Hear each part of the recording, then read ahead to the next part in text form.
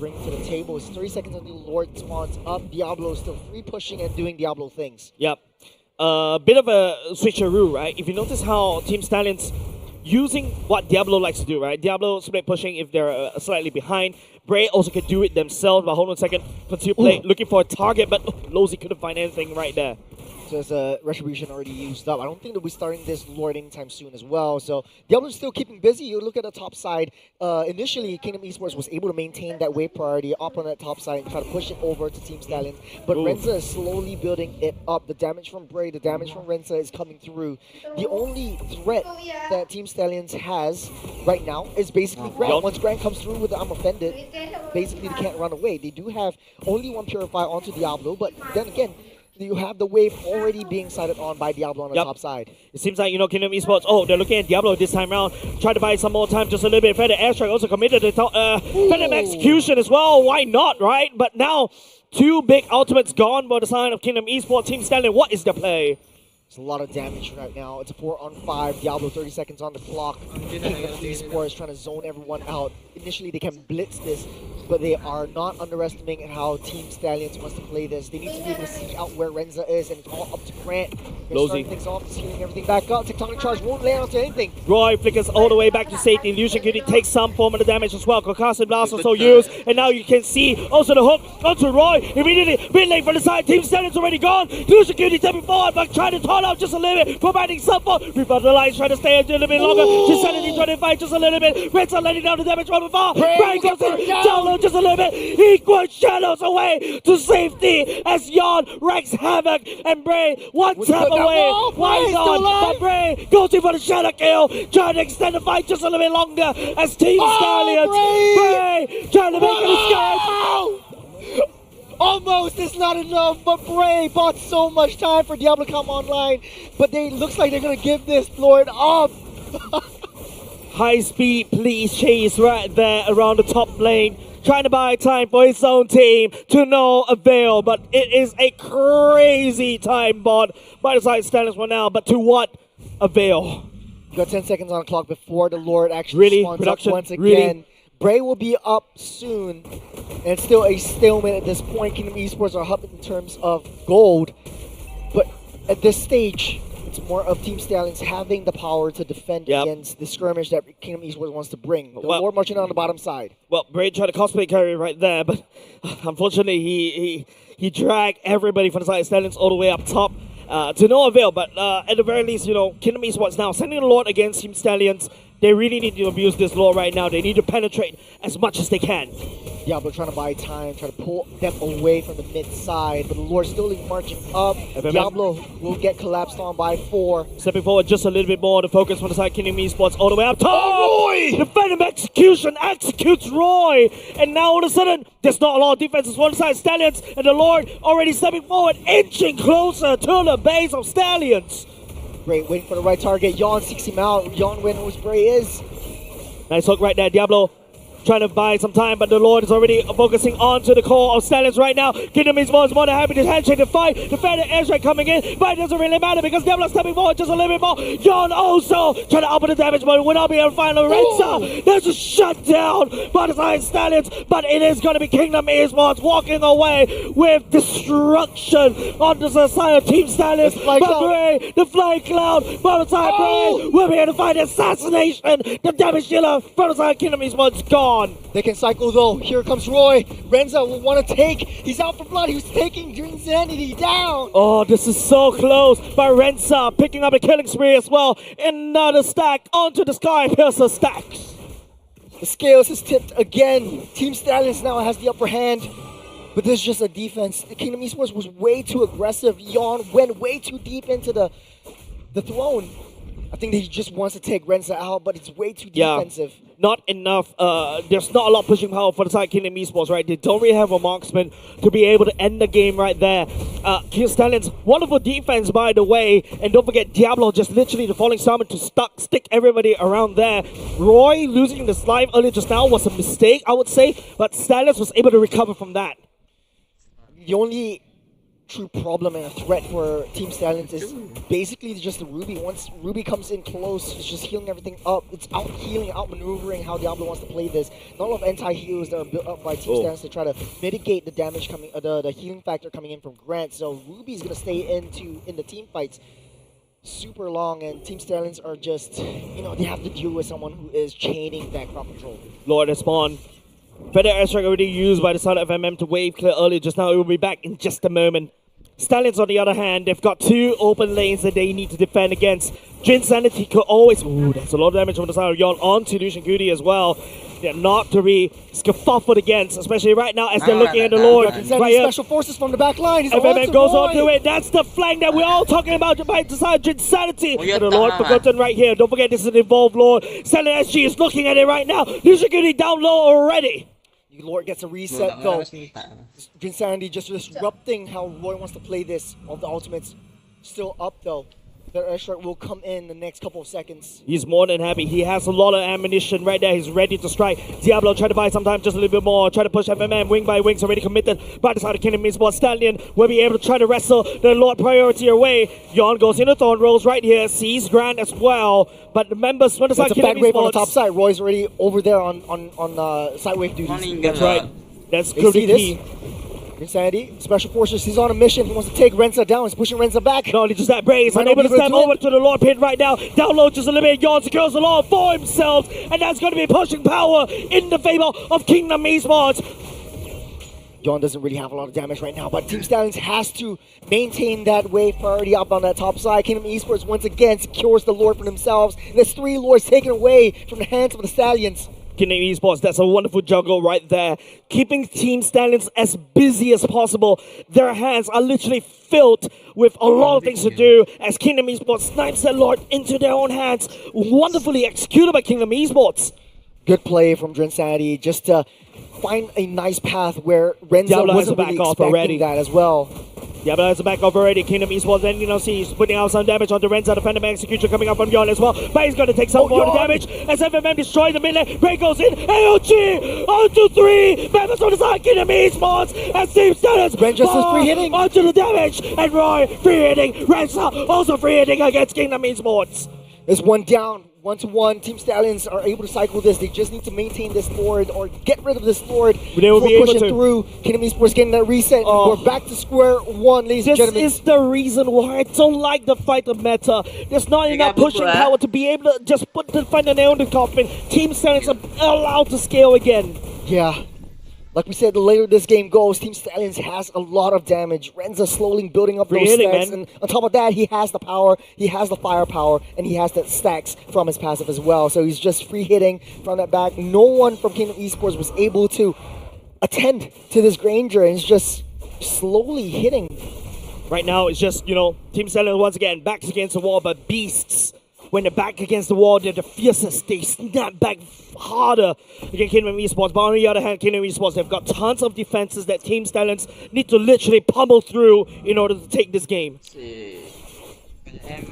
Slowing things down. 30 seconds on the clock. Kingdom Esports are psyching themselves up. Bray trying to maintain wave priority. Drensanity trying to keep Bray busy. But here comes Renza trying to block that entrance onto their jungler. Clutch Shadow already used right here. Yon just inching for a flank. Phantom execution by Lucian Goody in a spot of trouble. And real one manipulation from the side. Roy. Immortality powered by the side. Lucian Goody. But he'll be able to get on the way. The Superman dive back to base. Look at the fat wave up on the top side. It's crashing in though. Team Stallions, even though they're not too far ahead in economy, they cannot afford to step foot out of their base. The Lord might be able to get blitzed down by Kingdom Esports once again, and that's the Flying Cloud play. And once you get back, once you get that reset, you're in the fight once again. So the speed at which you return and reset onto the fights is a lot, and Team Stallions are abusing that power. Lucian Goody, don't forget, doesn't really have the immortality to play around with. Team Stallions, they're literally tempting fate right here. They're using that, but hold on a second, they're opening themselves up. Oh, the Special Forces on the backside, they see Bray. They see Bray. Court Shadows all the way out there, and now it's going to be Red Sun getting down, but it's going to be real one manipulation from the side of Stallion trying to slow down just a little bit. Red Sun down low, and the mortality pop by Bray stepping down onto Yon as the members of Kingdom Esports, they're stepping forward. They just need to get that reset. They need to maintain, get that wave out of the bottom side. Diablo keeping 4 busy. Team Stallions, Renza's down 51 seconds. Same as Yon though. He's risked everything. He sacrificed his life just to take the marksman down. Now Team Stallions has the upper hand if they want to blitz this Lord. But the waves are starting to crash in. They don't really have the damage to basically defend. And now Kingdom Esports trying to go for the end right here. They're unable to find anything because Stallions is just keeping them super busy. It's a tricky situation. Back to square one once again. Lucian Cutie needs to find intel on where everyone is. And right now we know how Kingdom Esports likes to play. Lawsy likes to go over from that backside. He likes to take that scenic route and try to sandwich Renza from the back. But Renza just needs to play it a little bit more safer. Try to get his teammates to open up that map. Give him intel before any big strikes like that happen again. Yon coming back up in 5 seconds. Yeah, I've seen men on the wire before, but haven't seen horses on the wire because Stallions right there. This is a very delicate balancing act. They're able to buy time for Renza to come back online while we have to take a look at the Lord dance coming up soon. Got that bottom side already pushing in. Stallions has to find a way again to mitigate that action. Unable to find anything though. That's concealed play wasted. But allows Losey to step forward to basically push Stallions away from the Lord pit. If you got special forces though, you have Lawsy and Drinsanity constantly trying to find where Renza is. Lucian Cutie giving a little bit of intel. Drinsanity wave clearing down bot is keeping Stallions super busy. I don't think Stallions going to be able to step onto the Lord unless Bray commits a steal. FMM not showing himself at all. Wave already crashing in. Kingdom Esports, they see where Bray is. Yep. They want to start this fight. They want to sound the alarm. They want to sound the horn. Diablo gets trapped between a rock and a hard place. But it doesn't really matter. He's going to step forward just a little bit. AOG landing on. Real one manipulation with the artillery strike. Insanity keeping Renza and also Bray busy. But it's going to be... Brent goes down. Roy down low. Buzzdo with the crowd as well. Flicker already committed. Grant stepping forward as well. Down low. Renza snapping down Grant in between his eyes. And Bray stepping forward onto Insanity. It's 1-1. Insanity falls as well, but here comes Yon. Will not be able to find it. Renza picking up that kill by FMM. Open the base! Opening up the base. Opening up opportunity. Can Bray do anything here though? He's trying to clear that wave. Okay, the wave is cleared.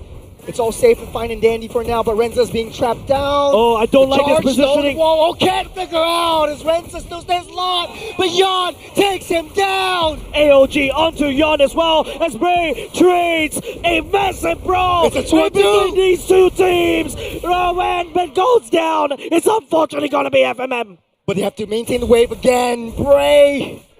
Oh, we're back to square one once again. 20 kills to 19 as both teams are still on even ground.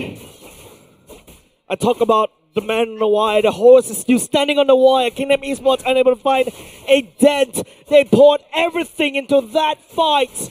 Stallions still hold on strong, but it is still not good enough for the side of Stallion Esports. They need more. Stallions needs to fix the waves that are crashing through. Kingdom Esports, they are so strong together and they're smart. Lawsy always finding the back entrance. Perfect. Onto Renza. And once Renza goes down, that's it. Not a lot of damage from Stallions SG, but they're underestimating how Bray likes to play this game. And he's down for the late game. He has that damage. He has the clear. Lord, once again, still a little bit bored right there. Oh, good iframes. Going in, has to burn that shadow kill for the side of Bray just to try to get out there. Losey, man, Losey going for the charge though. Oh, that's landing down the wall just a little bit, trying to slap. Lucia Cutie joining in. This is not ideal for the side. Kingdom Esports, no! And still in energy, finds onto Losey. Diablo stepping forward confidently against Grant.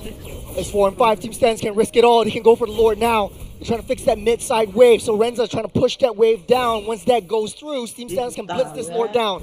Team Stallions literally picking Kingdom Esports off bit by bit. It's not going in the favor for the side Kingdom Esports though. No engage for the side Kingdom Esports. Now they are hesitating around the river right now. No more AoE. Team Stallions are up ahead. They can do this though. They want to. They need to find Grant though. Grant's a huge threat.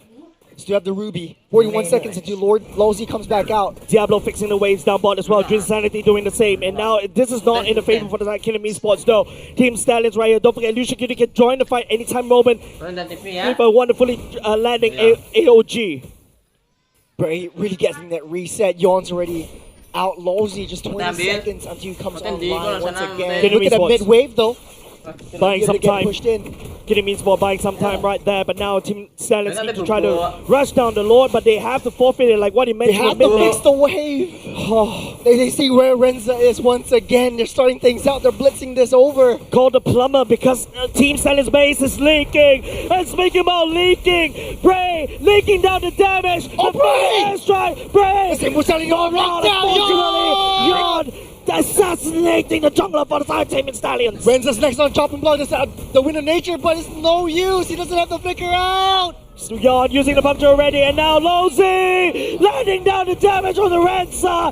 Team Stallions, they trip, they fall off the wire. The timing was just impeccable as That's Kingdom Esports. They respond and equalize the 1-1 scoreline. This is still the second game, Jace. We are in a wonderful series right here. These two teams will not go down without a fight, ladies and gents. And this is just the lower bracket semifinals. Expect nothing less from these two once known teammates and right now rivals. You got Lowsy and the rest of the boys. And remember, in the first week, we talked about the Lowsy effect. If Lowsy's in your team, you most definitely always almost win the championship. Man, we talk about a fortune cat already.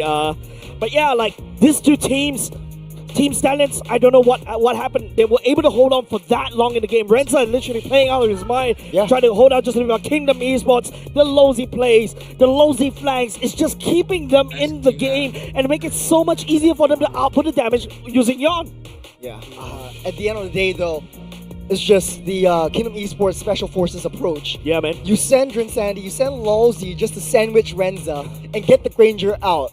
But whenever they do that, they realize that, hey, actually, it doesn't really make a lot of sense. Like, even if Granger's out, we don't really have a lot of a... This is not a win condition. We need to take Ray down. Girls, they're literally playing this game, like they're playing this map like dangerous grass. Otis in the grass can speak, and Lowsy is there to speak, but the MVP goes over to the Lancelot, goes over to Yon. Critical in finding those assassinations onto Renza, creating so much space, and then after that, outputting damage. We start this entire series talking about Yon being comfortable on the assassins, whether he putting can on his assassins, and whether he can perform. Whether he can perform as well, because don't forget, this boy, momentum-driven player, when he's on a roll, he will roll harder than any of the junglers from the side of Singapore. He's also very patient, held back the way he targets the priority hero on the opponent's side is just immaculate. Yeah, and man, this is just what a series that we have, ladies and gents. This is just the first series of the game day. We went to 29 minutes. Only just now was already 26 minutes. Yeah, I think we hit the 30-minute mark. And as this game goes, both these two teams, they're learning, they're studying, they're analyzing each other even more. And for Team Stallions, though, coming in from the community tournament and into the big stage once again, their experience really shows, like, hey, they've been in this position before, and this is the expectations that Kingdom Esports has got onto themselves by pro players, old and new. They've all feared Kingdom Esports, and the entirety of their roster really shows a lot of maturity over the past couple of seasons. Take a look at itemizations. It really just doesn't tell the whole story, except for how Diablo plays this game. I feel like right now the items that you're seeing is probably like recycled over and over again, because it's just bought and sold. We're going to like almost half an hour of the game in MLBB terms, and that's a long time, right? Like literally, there's so many things that happen. And if you notice how Team Stallions are able to hold on the line as much as possible, and now what I want to see is Kingdom Esports doing this again in game number 3, where Kingdom Esports are able to use Lowsy's aggression to buy time for the rest of the team to output the damage.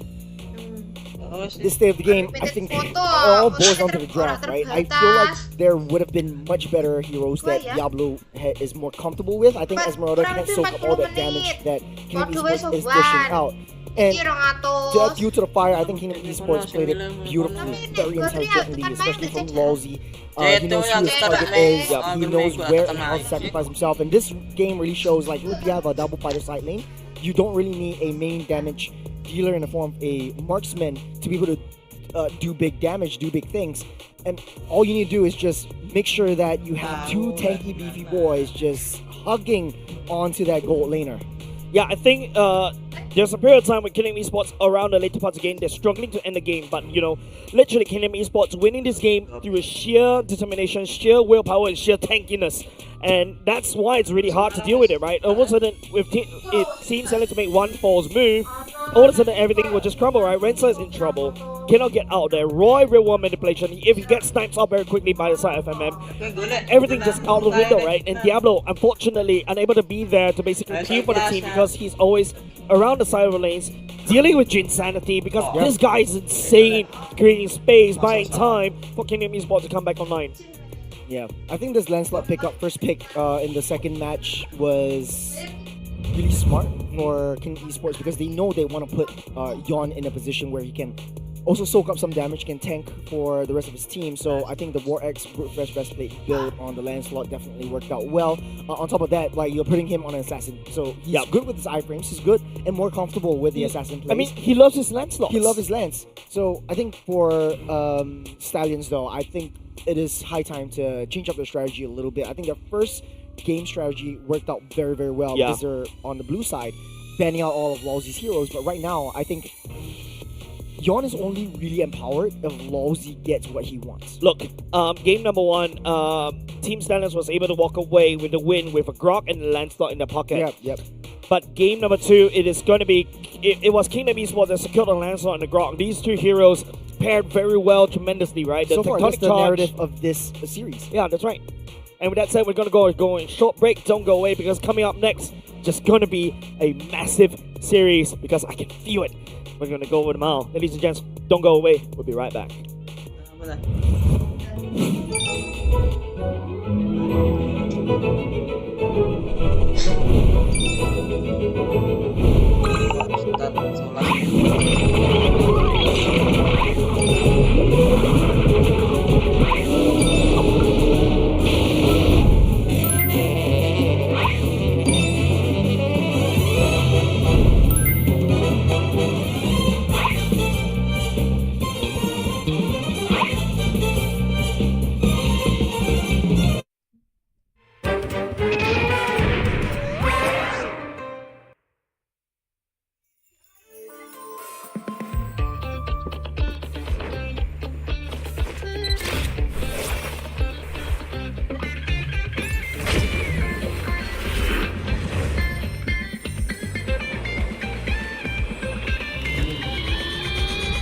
Welcome to Double 11!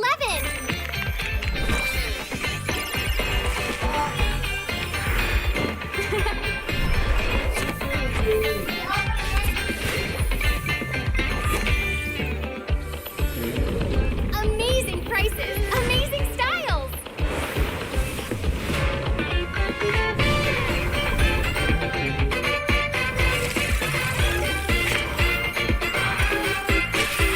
Win big in Mega Draw!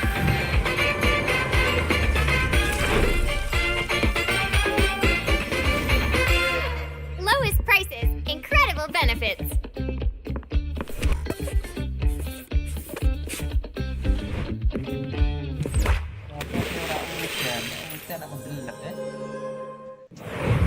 Welcome to MCGG Rising Stars.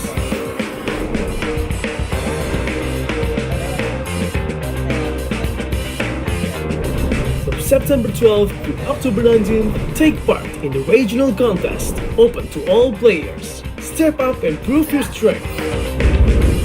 Division finals will run from October 24 to November 2. The top 16 players in each division may advance to the next stage of MRS. Check your in-game mail for information.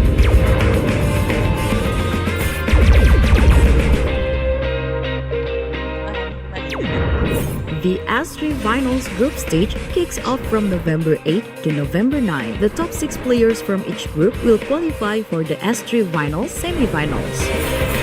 The semi-finals will be held on November 15. The highly anticipated grand final arrives on November 16. The champion will earn a direct qualification for the first MCGG World Championship. The battle is on and the world is watching.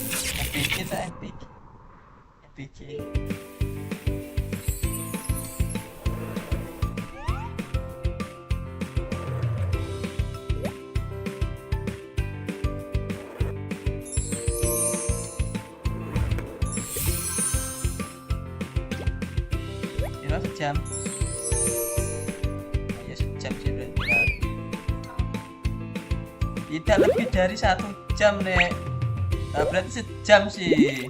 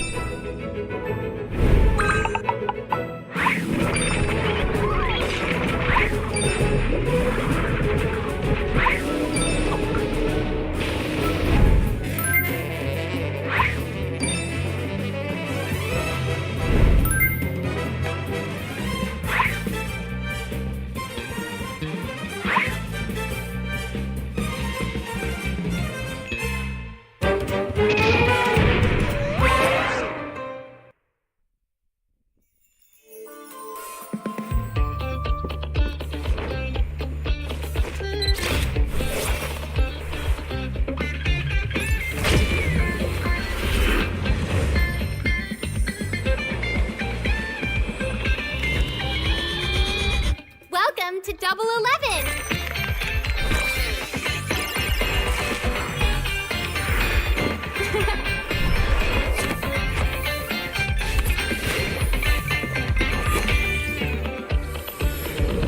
Amazing prices, amazing styles.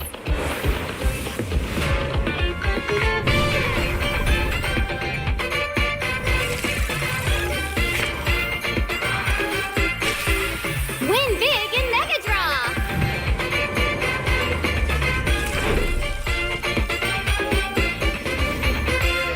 Lowest prices, incredible benefits.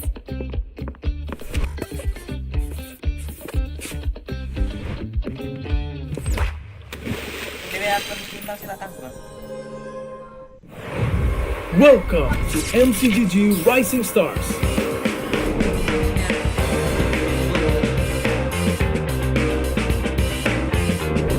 From September 12th to October 19th, take part in the regional contest, open to all players. Step up and prove your strength. Division finals will run from October 24 to November 2. The top 16 players in each division may advance to the next stage of MRS. Check your in-game mail for information.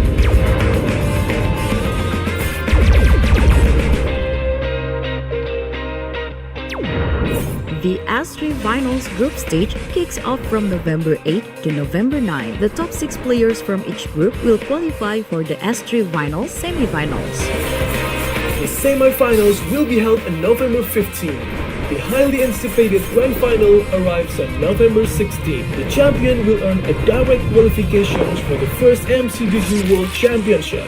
The battle is on and the world is watching.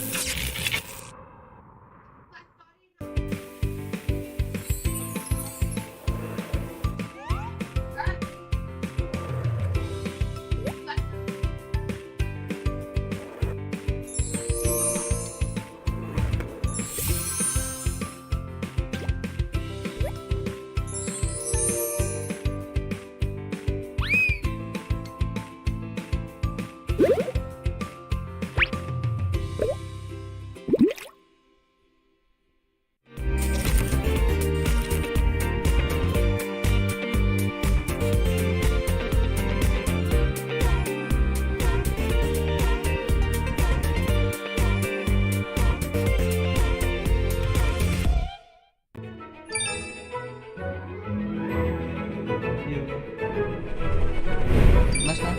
Celana. Ganti doang.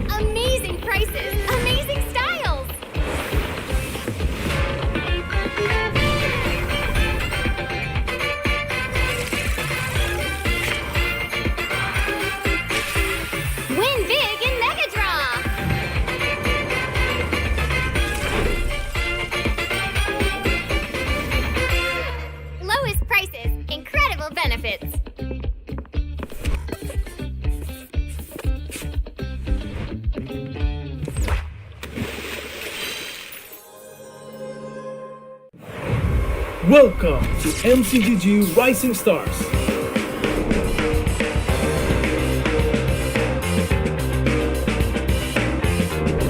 From September 12th to October 19th, take part in the regional contest, open to all players. Step up and prove your strength. Division finals will run from October 24 to November 2. The top 16 players in each division may advance to the next stage of MRS. Check your in-game mail for information.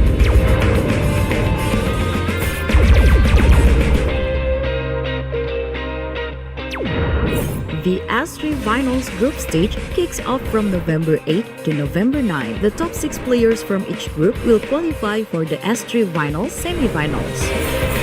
The semifinals will be held on November 15. The highly anticipated grand final arrives on November 16. The champion will earn a direct qualification for the first MCGG World Championship. The battle is on and the world is watching.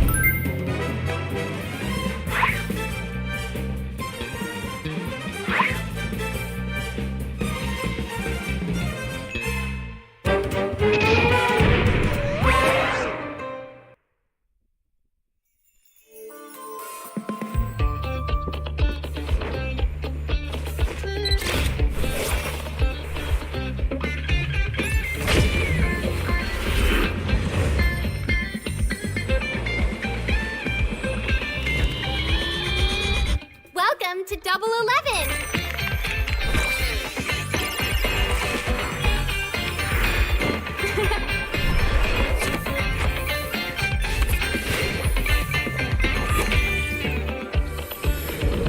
Amazing prices, amazing styles!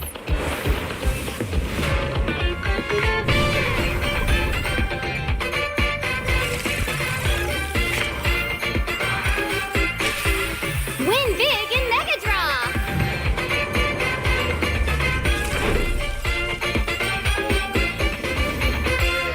Lowest prices, incredible benefits.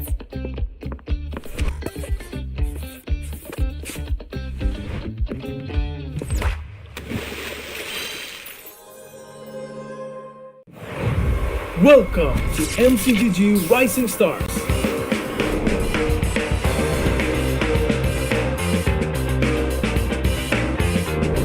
From September 12th to October 19th, take part in the regional contest, open to all players. Step up and prove your strength.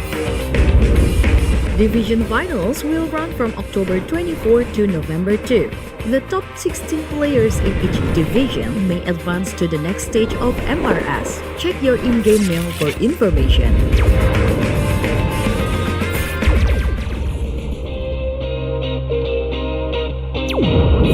The S3 Finals group stage kicks off from November 8 to November 9. The top 6 players from each group will qualify for the S3 Finals semifinals. The semifinals will be held on November 15. The highly anticipated grand final arrives on November 16. The champion will earn a direct qualification for the first MCGG World Championship. The battle is on and the world is watching.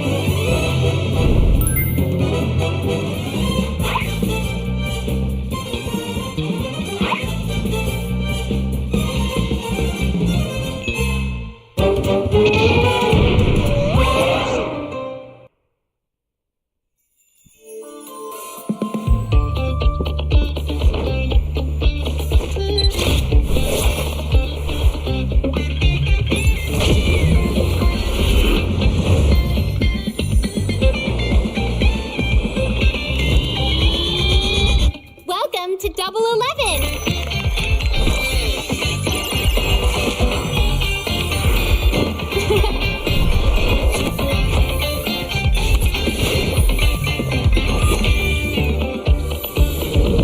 Amazing prices, amazing styles.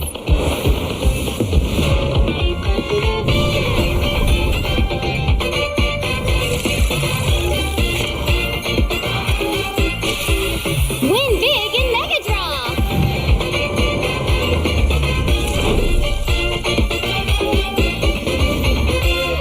Lowest prices, incredible benefits.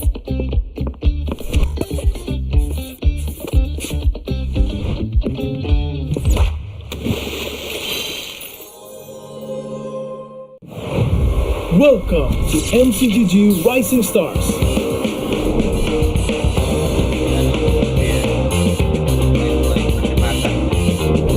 From September 12th to October 19th, take part in the regional contest, open to all players. Step up and prove your strength. Division finals will run from October 24 to November 2. The top 16 players in each division may advance to the next stage of MRS. Check your in-game mail for information.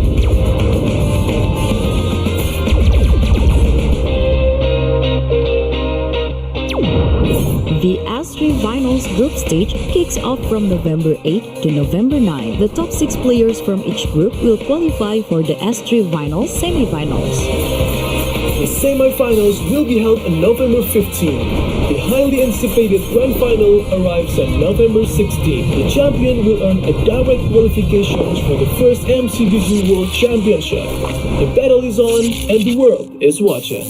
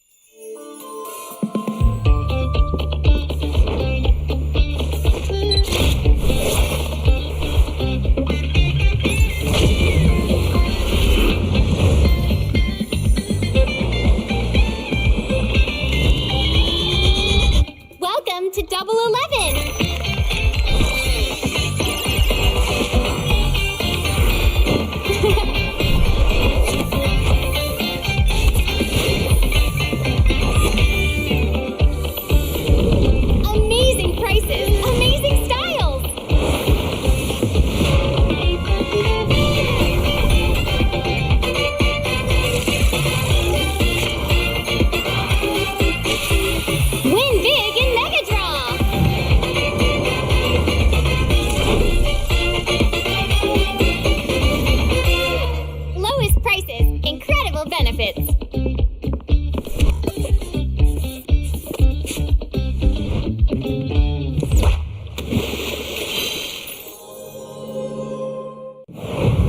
Welcome to MCGG Rising Stars.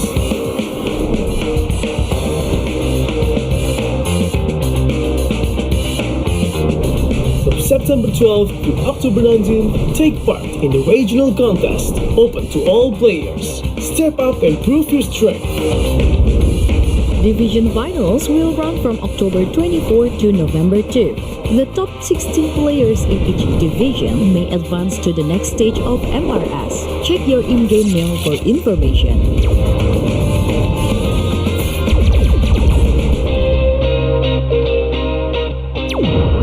The S3 Finals group stage kicks off from November 8 to November 9. The top 6 players from each group will qualify for the S3 Finals semifinals. The semi-finals will be held on November 15. The highly anticipated grand final arrives on November 16. The champion will earn a direct qualification for the first MCGG World Championship. The battle is on and the world is watching.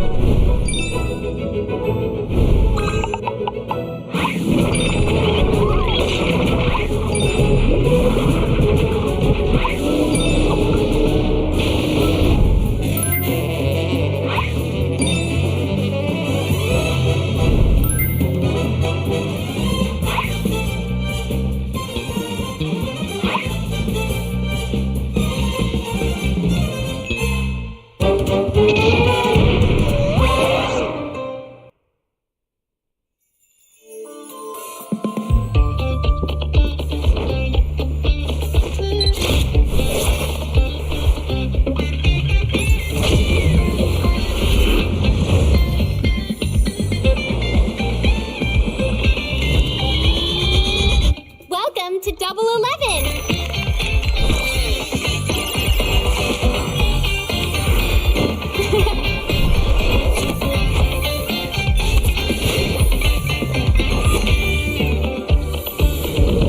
Amazing prices, amazing styles.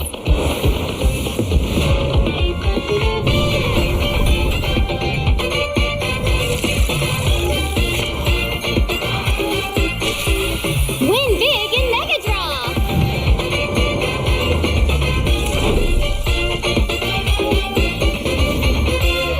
Lowest prices, incredible benefits.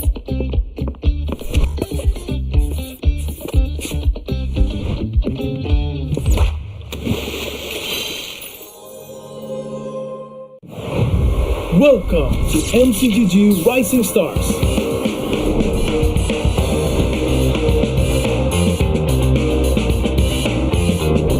From September 12th to October 19th, take part in the regional contest, open to all players. Step up and prove your strength.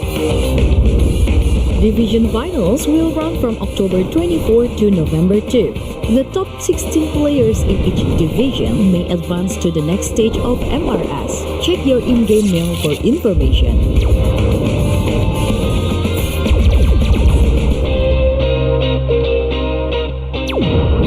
The S3 Finals group stage kicks off from November 8 to November 9. The top 6 players from each group will qualify for the S3 Finals semifinals. The semi-finals will be held on November 15. The highly anticipated grand final arrives on November 16. The champion will earn a direct qualifications for the first MCDG World Championship. The battle is on and the world is watching.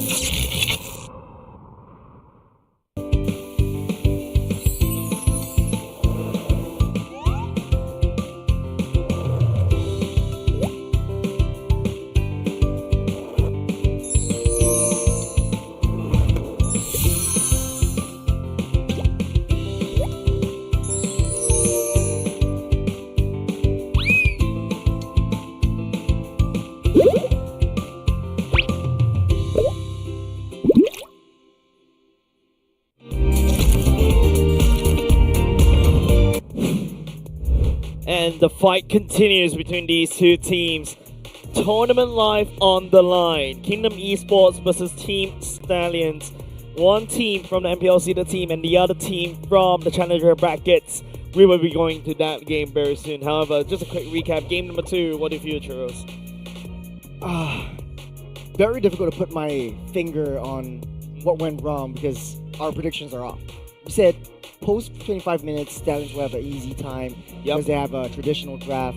But the Granger pick wasn't the right pick to burst down and melt down the frontline tanks. Okay. And that being said, though, Stallions didn't play a very bad game, so to speak. It was Kingdom playing much better than how Stallions would have been anticipating their playstyle. Because I do feel there's a bit of a chance, right, for the side of Stallions around the mid part of the game when, Wensa is starting to pick up these Sky Piercer stacks, starting to pick up some of these damage items already. But it's just Lozy, right? It's just creating so much space in the back line. Don't forget, you've also got Yon on the iframe as well. Take a look as we zoom into Lozy right dead center in the camera. He looks like he's ready to rumble. Pissed. He's gonna put the anger into the game later on because his grok is literally slamming into people over and over and over again. And I like what I'm seeing from the side of Yon, right? He's looks a lot more calmer this time as compared to when he first started the game. Number 1 jitters definitely was a little bit annoying for them. As we take a look over the other side, Amok's also cracking his head onto the next particular draft. Team Stallions right here this time round. It's an equalized score, Churros. Yeah. So far, I think both these two teams are very neck and neck, very even. We haven't seen one team overtly dominate the other team just as of yet. Statistically speaking, Stallions would have a much easier time in this game. But, right now, Kingdom Esports, they're back for revenge. They want to build back their castle. They want to build their kingdom back up and try to just burst down these horses. Yeah. And just identifying the difference between, you talk about the growth about Kingdom Esports in the regular season, and then after that you see them throughout the Challenger brackets, and then after that you see them literally right here, right? Going quite strong as a solid 5 stack against Stallions. Stallions with tons of experience in their pockets have breathed the championship air quite a few times, mind you. Don't forget Diablo, Ray, even Roy himself, Lucian Cutie as well. They were almost on that 3-peat, 4-peat kind of streak as well. But now there's a lot more pressure on this stack as well. Both these two teams. Unfortunately, I love both of these two teams, but it's very hard to pick one, Churros. No, for you it's easy. It's whichever team Diablo's on. I forgot, Diablo is there. Diablo's biggest fan. If you don't know Jason, season 1, right? Season 1. Even from season 1. Actually, fun fact, you Holy came in with Diablo. Yeah, we both debuted at the same same time as well. We're going back into Flying Clouds for game number 3. Man, Flying Clouds was a very interesting map. It allows Stallions to literally stay in the game for super long because it could always reinforce over and over again. But this time around, we're going back into the same map. It gives so much defense over it. It's like a +2, +3 stack on your defense, especially when you're playing for the back foot. Okay. Jumping straight into the draft, and I echo what you said. I think the Flying Cloud was particularly useful in the last game, and I think that was the best game and the best use of the Flying Cloud in everything that we've seen in MPL Season 10 so far, which was, soaking that damage, go back and use the Flying Cloud to get in position once again. So you extend that team fight really, really long. That's why both these teams favor those hard tanking, really heavy, thick tanks. Right now, Yep. Stallions, they're changing up their play styles a little bit. They're targeting onto Yon instead of Lolzy. I remember the first game was, targeted onto Lolzy. Second game was free and Wow. open. Right now, Yon's heroes are taking off the tables. And you see the opening bans from the side of Kingdom Esports, right? Like bans away the E, bans away the Farsa, just denying that onto Roy. But don't forget, Roy has a Kadita up his sleeve. That's something that he's really well known in MPL Singapore for this. Stallion will open up the draft pick with an Yishin now. I don't like the Yishin personally, but hopefully, as Team Stallions are able to enable the Yishin to just escalate out of control. Yeah, I actually love that. Okay, right now you have the Jusin, so typically you get a Jusin, Yusun Shin, and then double fighter side lanes as well for Stallions. So typical draft, and once you pick the Yusun Shin, you sort of can predict that Stallions are going for the double fighters. Right now the CC getting picked up, and you have a lot of crowd control with the Kimmy as well. So very good combo for Kingdom Esports. For Stallions, they could very well go for a Gatut Jusin. Yeah, but in the mid lane. Gato could immediately get shredded by the side of Stallions, right? Because look at how Kingdom Esports going in. The Gato can just easily get kited out like crazy. The Grok makes more sense. I totally agree with this. Yeah. Lucian Cutie was piloting that Grok to great success. In 3 games in a row, we see Grok in this part of the series, 100% pick rate. The answer from Kingdom Esports going with the Hayabusa. When it was in the hands of Bray, it made a lot of wonders. Like, bought a lot of time in the late game, was able to clear everything out. The only downfall is that the high ground AoE wasn't there, so Stallions had a tougher time clearing out the waves that were crashing into their base. But for Kingdom Esports, though, they do have a bit more targets. Previously, Bray's only target was the Farsa. Right now, Yon's target could be the Jusin, could be the Yusun Shin. But Stallions, though, they need to be able to find 2 fighters in the side lanes to have sort of like that body block composition. It's easy for Diablo because you could very well go for the Yuzhong once again to create that space to go straight for the backline to disrupt. Yep. Talk about disruption. The Xbox gets taken away. I feel like Kingdom Esports shifting their crosshairs onto Diablo's hero pool. For the side Stallions instead, they can also target onto mostly the gold laners. Definitely, you look at Kingdom Esports. This is a very good Grand Kimi combo. That's something that a lot of teams is trying to test it. The ability to kite very easily, the snipe, the range is just crazy. Now you got CC in a mix, like you counteract against all the tankiness, and which means that you see teams when they play against CC, they will play like fight side lanes like the Lapu, like the even potentially Yuzhong is actually a really good pick from the side of Stallions. Yeah. I think they will ban out the high loss as well. So typically, you pick up the high loss to counter the Sun Shin because you reduce the attack speed by so much that you can't really do your passive juggle. Yep, there you go. Guinevere getting deleted by the side of Kingdom Esports. I don't think Kingdom Esports will go for the Yuzhong pick. The CC definitely in the hands of Jinsanity later on in the game. Definitely, at least Kingdom Esports know what they're facing against Diablo. I don't think it would be anything like the Martis. You don't want to risk it because it's very greedy. Like you need the Martis, you need the Yusin Shin and get their core items. But you never know when it comes to Diablo. He surprises us with he's a mad he lad. has. He's a mad lad, right? He plays very aggressively. He also very selfish sometimes as an EXP laner. You see Nylos gets banned out. That's exactly what you mentioned, right? The Glorious Pathway just denies the combo for the Yushin Shin. They don't want to face against it. Yeah, and not only that, it's the passive that the High Loss likes to bring to the table, a single target, as well as the pickup cleanup from Kingdom Esports. Uranus gets picked right here. So if Stallions wants to go for the Esmeralda again, I don't think it would be a bad option right here. There's definitely going to be a CC in the gold lane this time around, right? Yeah. Now, Kingdom Esports has shown their hands already. They know what to deal with. The Yuzhong, I would say, going up against the Uranus is also a very pretty much of a skill matchup.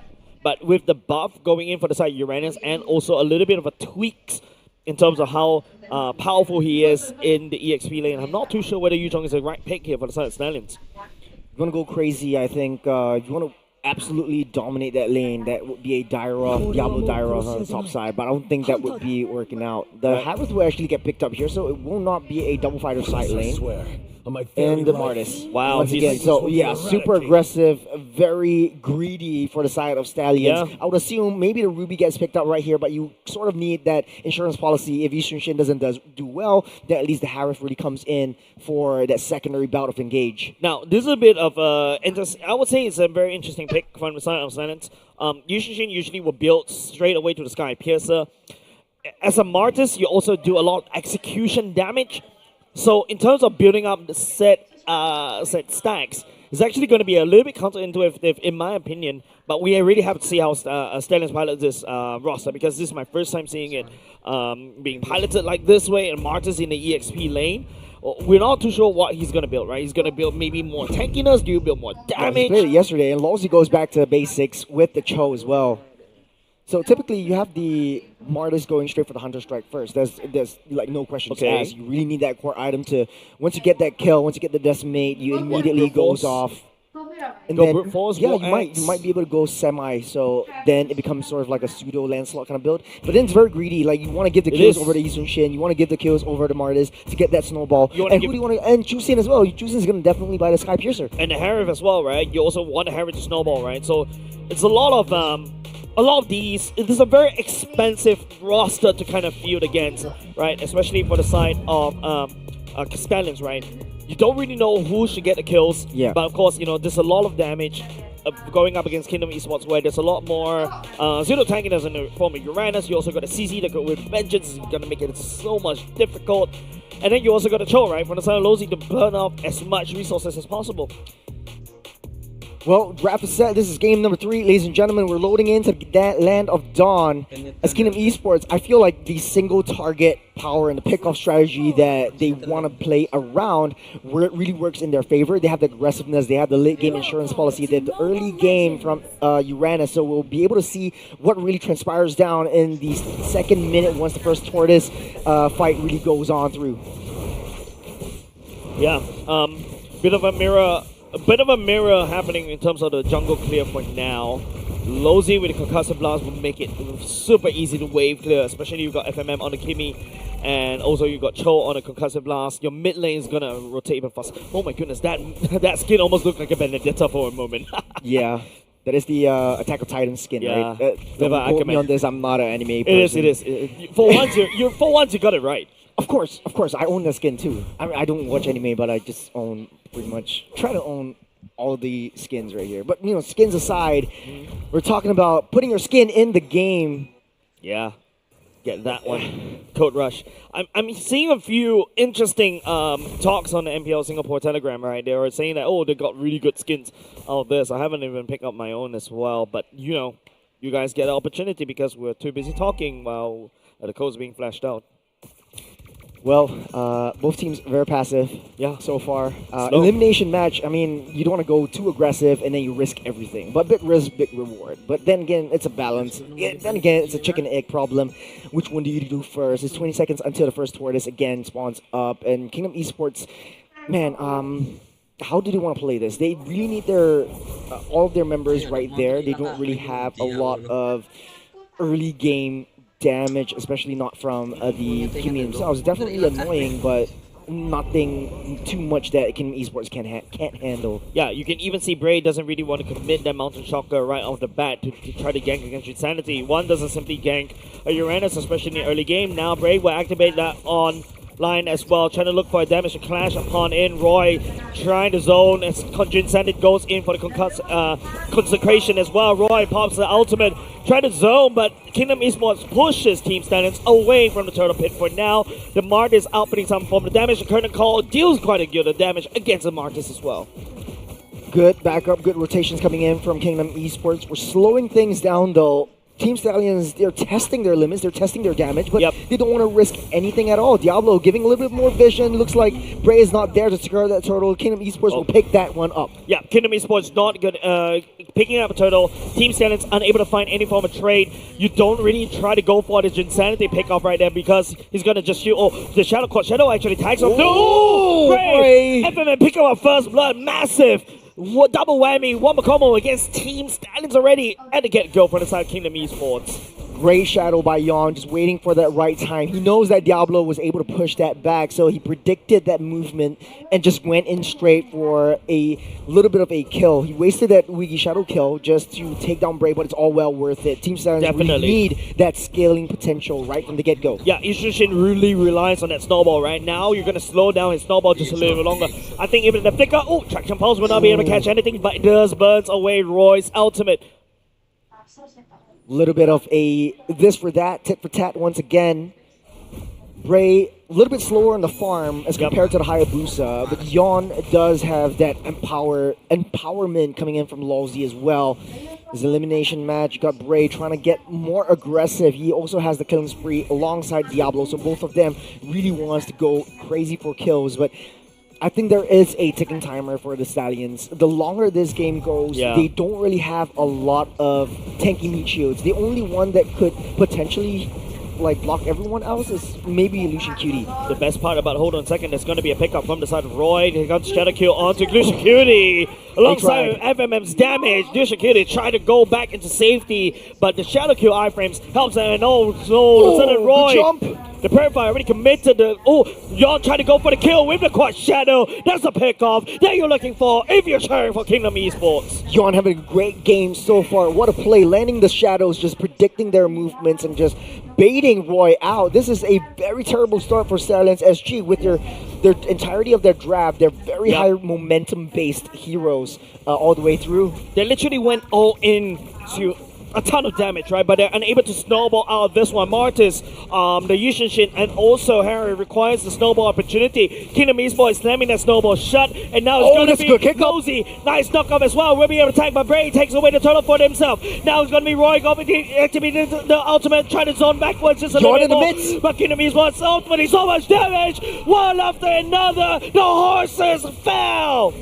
Kingdom Esports, they're not finished yet. Drinsanity tries to pull away Team Stallions and try to lure them out of the base, but they're just proxying that. There's nothing that Stallions could do for now. Even though there's only 2,000 gold ahead, Team Stallions are just playing, okay, Drinsanity is safe and well. They're fine and dandy. He's definitely going to be loving the green HP bars right there, Mark. Diablo tried to go for the chase, but Grand will be able to take down bot lane. The Flying Cloud from the side of Gray and not quick enough to defend. It is going to be Stallions crumbling and falling like this. It's a very snowball-centric draft for Team Stallions. They are going to find it back to claw themselves up ahead again in this game. I think for Kingdom Esports, this is their time. If they're able to just hold on to that momentum. Trying to burst down Jusanity, but Jusanity, super insane, but not good enough. Diablo picking up the Sky Pierce already. He's going to be able to step forward just a little bit more. He tried to stack, but FMM, the kite with the damage, pushes Team Stallions away. They're not ready for this fight. A little bit of a consolation prize for Diablo, but he's 2-1-0. You really need to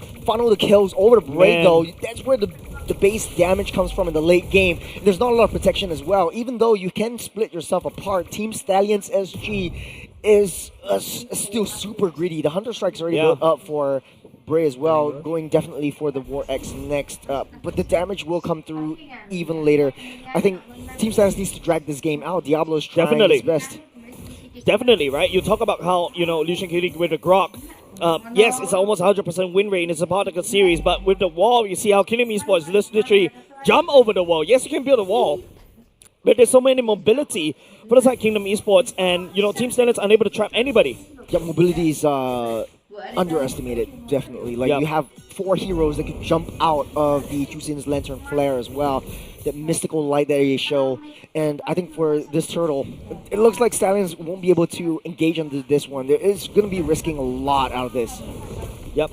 Seems like it's going to be the turtle takedown for the side of Kingdom Esports right there. It's going to be leaning over against Insanity. It's just literally zoning Lucian Cutie. Speaking of Lucian Cutie, he gets traction pulse, burns the flicker already. Stallions is not in a position to fight this turtle, and it's going to be given over to the side of Kingdom Esports. At the same time, though, Bray trying to look for consolation prizes down on the bottom side, trying to push that in, but the rotation speed from Kingdom Esports is too hard to handle right now. 4,000 gold lead, and Team Stallions, they're playing it way too passively. I think for an aggressive draft like themselves, they need to go for single target pickoffs, but it's easier said than done. The Lantern Flare won't go long enough before pulling anything back. The second skill for the side of Kimi slowed down, but hold on a second. That's going to be a concealed play. Lozy burns up with a flicker. Lozy looking like the main target Great right find, now. great pull. Tectonic charge right underneath. The Hybrid activated his own force as well. Yawn. Oh, the shadow kill will be delayed just a little bit more as the Wind of Nature will be activated. I see from the side of Stallions, but 2 members down against Kingdom Esports. They trade Lozy for it. They're more than happy to take that. Those 5 members chasing down Lowe's. You take down that Cho, and the rest of Kingdom Esports, they're all free to do what they want. They all have their ultimates, and Team Stallions are too far behind to be able to tank up any of these damages. And like we said, the entirety of the draft for Stallions, it looks like a glass cannon or glass horse in this respect, right? It's high damage, high mobility, high octane, but once you get hit, you soak up not a lot of damage. Like you immediately get bursted down. I feel like Martis, Diablo is already switching over to a slight tankiness. If you take a look, starting to build more tanking items. There's not enough tanks for the side's Team Stallion because Kingdom Esports was literally shredding them apart, right? And now you're going against up against Grand. CC's more than happy to just literally chill up your HP bars, and now they're leading a bit of a spearhead down bot. Team Stallion's unable to defend. They have to hunker back in base. Yeah, for Renza though, I think, there's a lot of damage onto Roy. Popped the ultimate just to get away, but it's not too much. Damage is done. Yeah, definitely right. Good enough to be able to push Stallions all the way back. And now it's just Kingdom Esports penetrating down bot as well. And all of a sudden, Team Stallions is actually playing on a back foot, Churros. At least Bray gets to secure his purple buff. A little bit of a nice little damage down. Both teams are setting themselves up for this lore. This will be the first lore of the game. Insanity, try to burn as much resources as possible to Zama. Force the tectonic charge! Oh dear, it misses! This is bad for the side. Team Stallions and Kingdom Esports trying to output the damage, Yawn, but hold on a second. Diablo will be able to do something. But Diablo shuts down Yawn! The Sky Piercer stacks will be able to find it as Team Stallions, but they're losing steam. Grant they're has the losing curtain call. stamina as Grant step forward, finds Bray. Lucia Cutie's all alone. He's collapsing. FMM will pick that one up. It looks like Kingdom Esports again has the upper hand. As Team Stallions, they tried, and Diablo really proved himself well, taking down Yawn, taking down 2 members. But then again, the damage that Kingdom Esports dishing out is really split between FMM and Grant. Yeah, there's not enough meat shields because don't forget FMM could just penetrate the damage all across, but now Roy stepping forward just a little bit more. Kingdom Esports has solid control on the Lord. They secure it for themselves. Team Stallions, again, back to that defense. It's not what you want to see when you are a Team Stallions fan. You have a really high momentum draft. Your momentum is long gone. It looks like the longer this game goes, Kingdom Esports will take this cake. Literally, they're not a snowball right here. They're just a snowflake, right? Like, they're not able to do anything against Kingdom Esports because the sheer amount of damage that literally they're forced to take. Yushin is a glass cannon. You need some more frontline, but there's nobody for the side Team Stallions that could literally frontline for the Yushin. Frontline for Diablo as well. Yeah, it looks like the traditional draft from Kingdom Esports with a double fighter combo. Like, Drinsandy's gonna get out of here safe. He's not too... Oh, wait, hold on a minute. I may be talking too soon. Diablo secures that kill on the Drin. Another Sky Piercer stack for the side of Diablo, but then again, you need that Sky Piercer stack onto Bray, the damage onto Renza instead. Diablo right here, yes, he's gonna run low.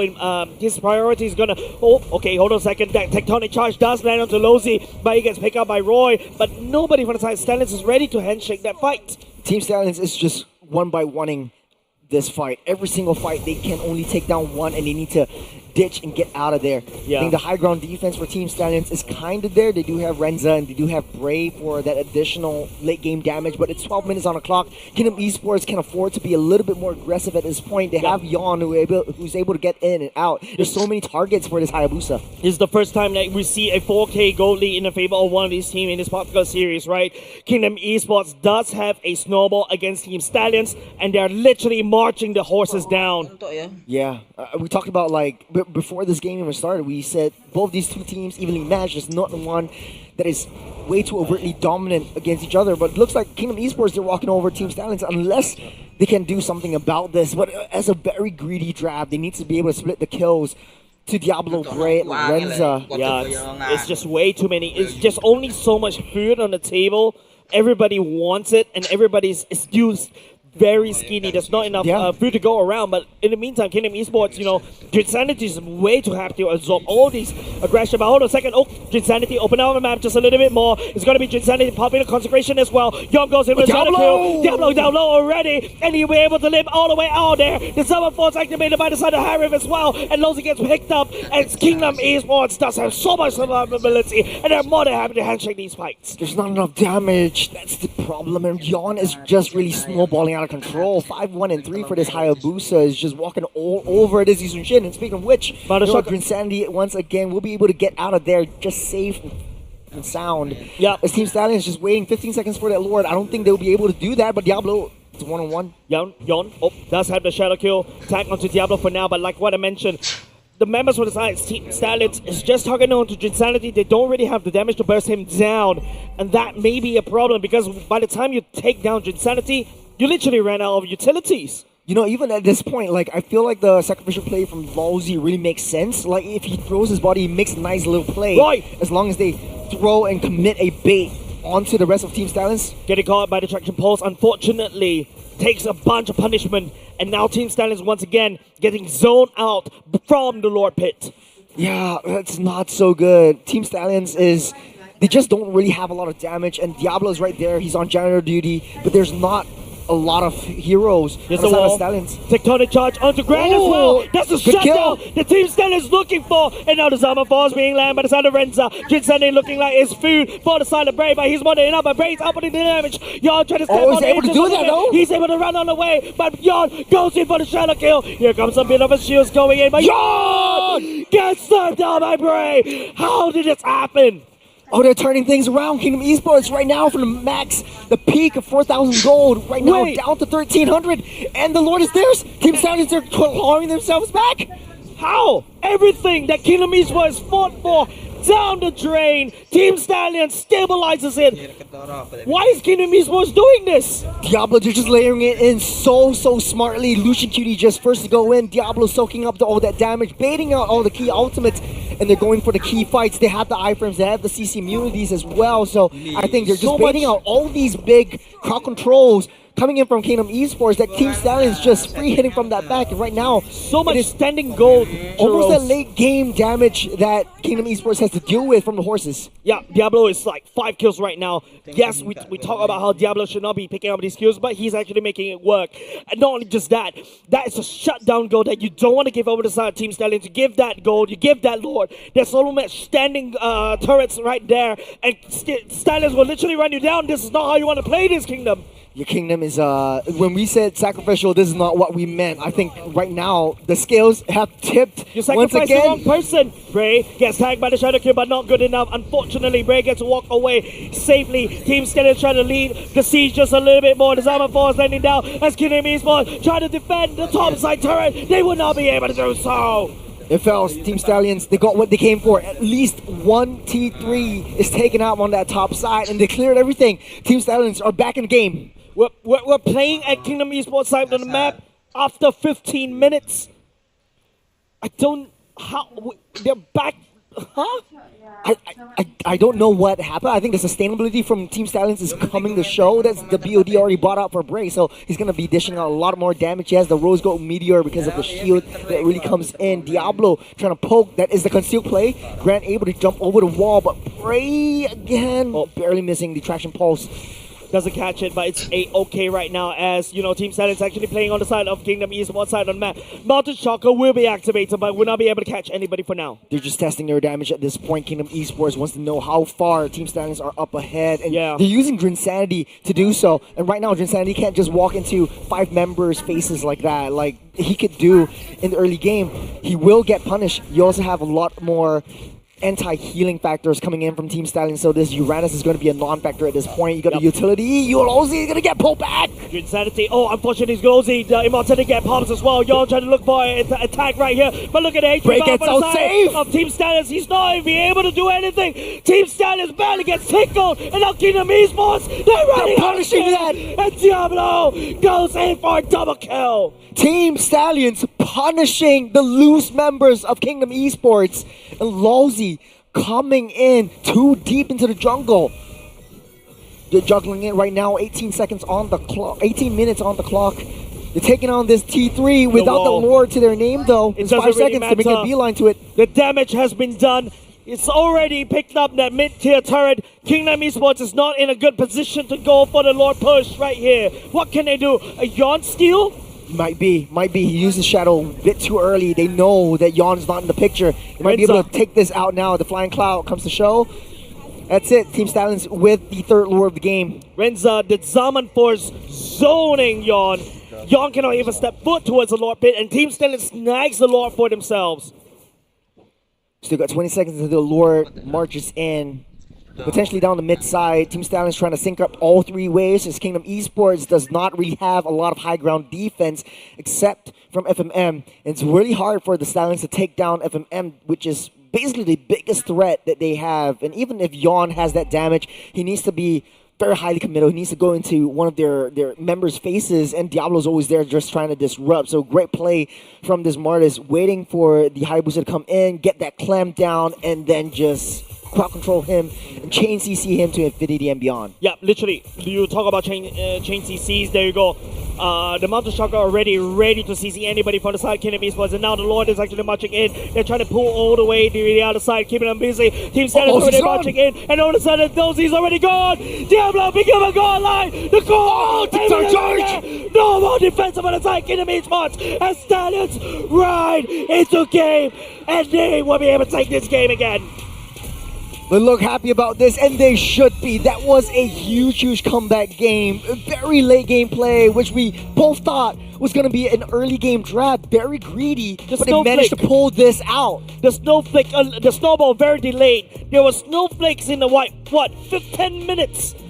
They held on, and they snowballed. They became an avalanche. They overcome the odds against them. For Kingdom Esports, though, made several mistakes that were punished by Team Stallions, and every loose member, Diablo was smelling blood. He was out for death, and was taking one after another. You know, there's a bit of a timer. There's a bit of an expiry date. A Martis is like what, raw fish. You put it outside under the sun for like 1 minute, it literally goes bad, right? And and Diablo was still able to pilot this Martis to victory, right? Because he's just I don't know what he's doing. He's just outputting so much damage. I think in the late game, though, there wasn't a lot of the killing spree actually helped quite a bit. Like you heal that one up, you heal your health up whenever your when you hit an opponent who is below 30% HP. But then the utility actually comes in from Roy with the Lantern. The longer Lawsy and Drinsanity stays in the mix, the better it is for Team Stallions. They're going to punish them. And I think, to be honest though, Diablo really cleaning up shop. Bray was also playing a great game. I think both of them deserves the MVP slot, but it can only be one. Diablo bringing us to match point. It's just one game away from the side of Stallions to be able to kick down Kingdom Esports, man. They march into the base so confidently earlier just now, and dude, this defies expectations. I wasn't expecting this kind of roster. I wasn't expecting this kind of gameplay coming out from Stallions. They overcome so many odds. I don't even understand where the damage is coming from. And they're able to do so. They're playing on the back foot, especially when, you know, this is a very early game-centric kind of roster. Yeah, we start things off with Lucian Cutie just jumping in. Or not even jumping in. He's holding on to the Tectonic Charge until he knows, like, tactfully he can get at least 3 members up off the ground. But Bray and Renza just free hitting from that back, and there was no way that Kingdom Esports was able to counteract that from the late in the late game. In the mid-stage of the game, we always see Drinsandy and Lawsy just toying with their food. They're coming into the jungles, they're sourcing for information, but they don't really expect the damage really to come through from Stallions. So I wasn't they stay expecting there too that long. as well. I thought they had the mobility. Juranos was able to jump over the wall, Lawsy was able to dash in and out, have a little bit more vision. But I feel like their gameplay, they were a little bit too sacrificial. They wanted to go for the intel approach, wanted to go for the reconnaissance, but Team Stallions really punished that momentum. There's a period of time where Drinsanity was the problem, but all of a sudden, somehow something ticked inside for the side of Stallions. They literally, earned back a total of 8k gold league. They earned back 8k in like 2 minutes, and they overwhelmed Kingdom Esports with sheer aggression. Yeah, I think they were extremely smart in how they want to play around the Lord pit. And typically when the Lord spawns up, Drinsanity and Lawsy was way too far behind the team. FMM wasn't in position yet, and they were just starting things that they can't finish. Yep. So Team Stallions just really punishing truly just Kingdom Esports. And I think that if this game really was extended through to maybe at least 25 minutes or so, Kingdom Esports would definitely have the upper hand, but they gave too much disrespect over the Team Stallions. They thought they didn't have that damage, but they actually do. Look at Bray, 100% kill participation. He was every single team fight, and he was dealing that damage so that Diablo can clean up shop. Yeah, and if you notice, Renza is actually outputting so much damage in the background, right? Alongside with Bray as well. Diablo, you know, he's just, like what he mentioned, the janitor with the mop, just literally mopping down Kingdom Esports. He has the most kills in his pocket because of his innate Sky Piercer stack and also his innate execution. And that's more than enough, right? Like, the longer this fight keeps going on, Renza's outputting the damage from far. Drinsanity cannot hold the damage. You can look at how Drinsanity, the amount of damage he's taken is actually extending beyond the UI as well. Oh man, I thought the chain CCs from Team Stallions was on point. You got Lucian Cutie with the knockback, with the walls. You got Roy to get the lantern pullback. And I thought the Diablo was actually doing quite a bit of things with his skill 1, skill 2 combo, clamping them down and just trapping them in within any single choke points. And I think Kingdom Esports was just baited by Stallions. Like, they were always fighting in choke points where Kimmy wouldn't have a good position, like in between the tri-bush. If Kimmy was there, I think it would be much easier for Diablo to get into that backline, take that Kimmy out, and that was one of the core playmakers of the game. And I think the shot calling from Stallions and just really being very patient throughout this game it really paid off. Yeah, and I feel it's just, this is the difference between Kingdom Esports and also Stallions, right? Stallions, with that experience, they played a back foot before, and now it's back to the side Kingdom Esports. They're playing on the back foot right now, and I'm not too sure how they're going to navigate this out, right? Because that game should be theirs, right? They're doing everything right in the early game, and all of a sudden they give out one kill after another. They allow Drinsanity to scale out of control, and then after that, it's just Snowflake becomes Snowball, become Avalanche. They got covered by snow. You know, with that in mind, I think over the course of these 3 games, it was the blue side that actually got the 3 wins. So True. Blue side 100% win rate so far. Yep, and you know, there's definitely different first picks, right? Game number 1 it was Grok. Game number 2 was Lancelot. Game number 3 was a Yushin. Now I doubted the Yushin a lot. But still, Grok 100% win rate. So highly True. contested for both teams. Definitely on the chopping block if necessary. But very good drafting pattern coming in from King Esports. I think just the execution and the dare I say cockiness of the entirety of the team in the mid to late stage of the game. That's right. Well, we're gonna go for game number 4 very, very soon. But of course, wait, was it game number 4? I've lost count already. It because, is game number 4. Yeah, game number 4. We are in BO5 territory. Yeah, literally, right? Because, you know, there's so much back and forth between these two teams. Game number 1, game number 2 was really neck-tight as well. And don't forget, it is also, you know, game number 2 earlier just now was the longest game in MPL Singapore as well at 29 minutes. But you also need to remember, game number 1, we went all the way to 26 minutes as well. Yep. And this one was seeping into 20 minutes. It would have been if the Stallions want to play it a little bit safer and passive, but I think they just want to end this off and go next. You know what I mean? Definitely, right? And of course, you know, they're almost borderline 20 minutes as well. Yep. They ended at 19:22 as well. And with that said, ladies and gents, you know, this is what a interesting series ongoing as well. Don't forget, there's also tournament live at stake right here. And with that said, don't go away because we're going to go on a short break. We'll be right back.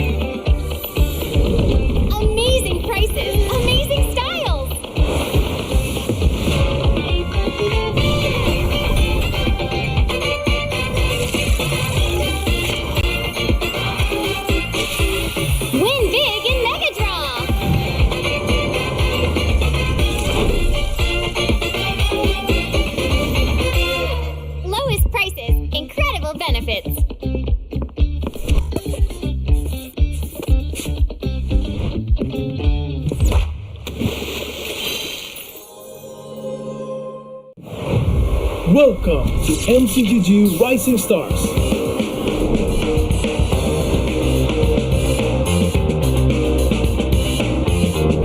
From September 12th to October 19th, take part in the regional contest, open to all players. Step up and prove your strength.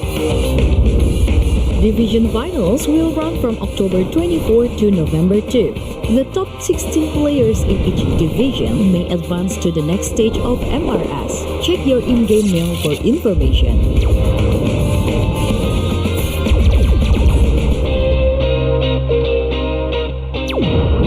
The S3 Finals group stage kicks off from November 8 to November 9. The top 6 players from each group will qualify for the S3 Finals semifinals.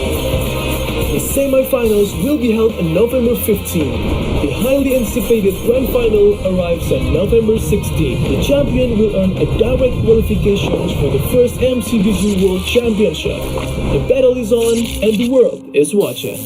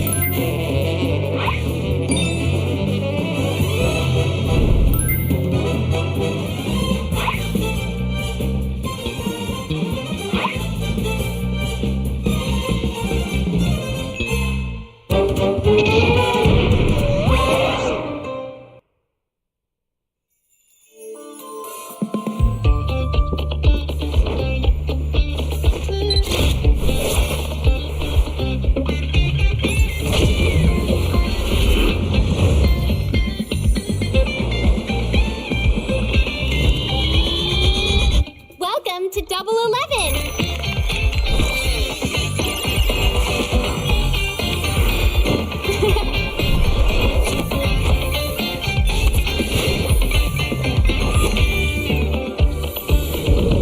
Amazing prices, amazing styles.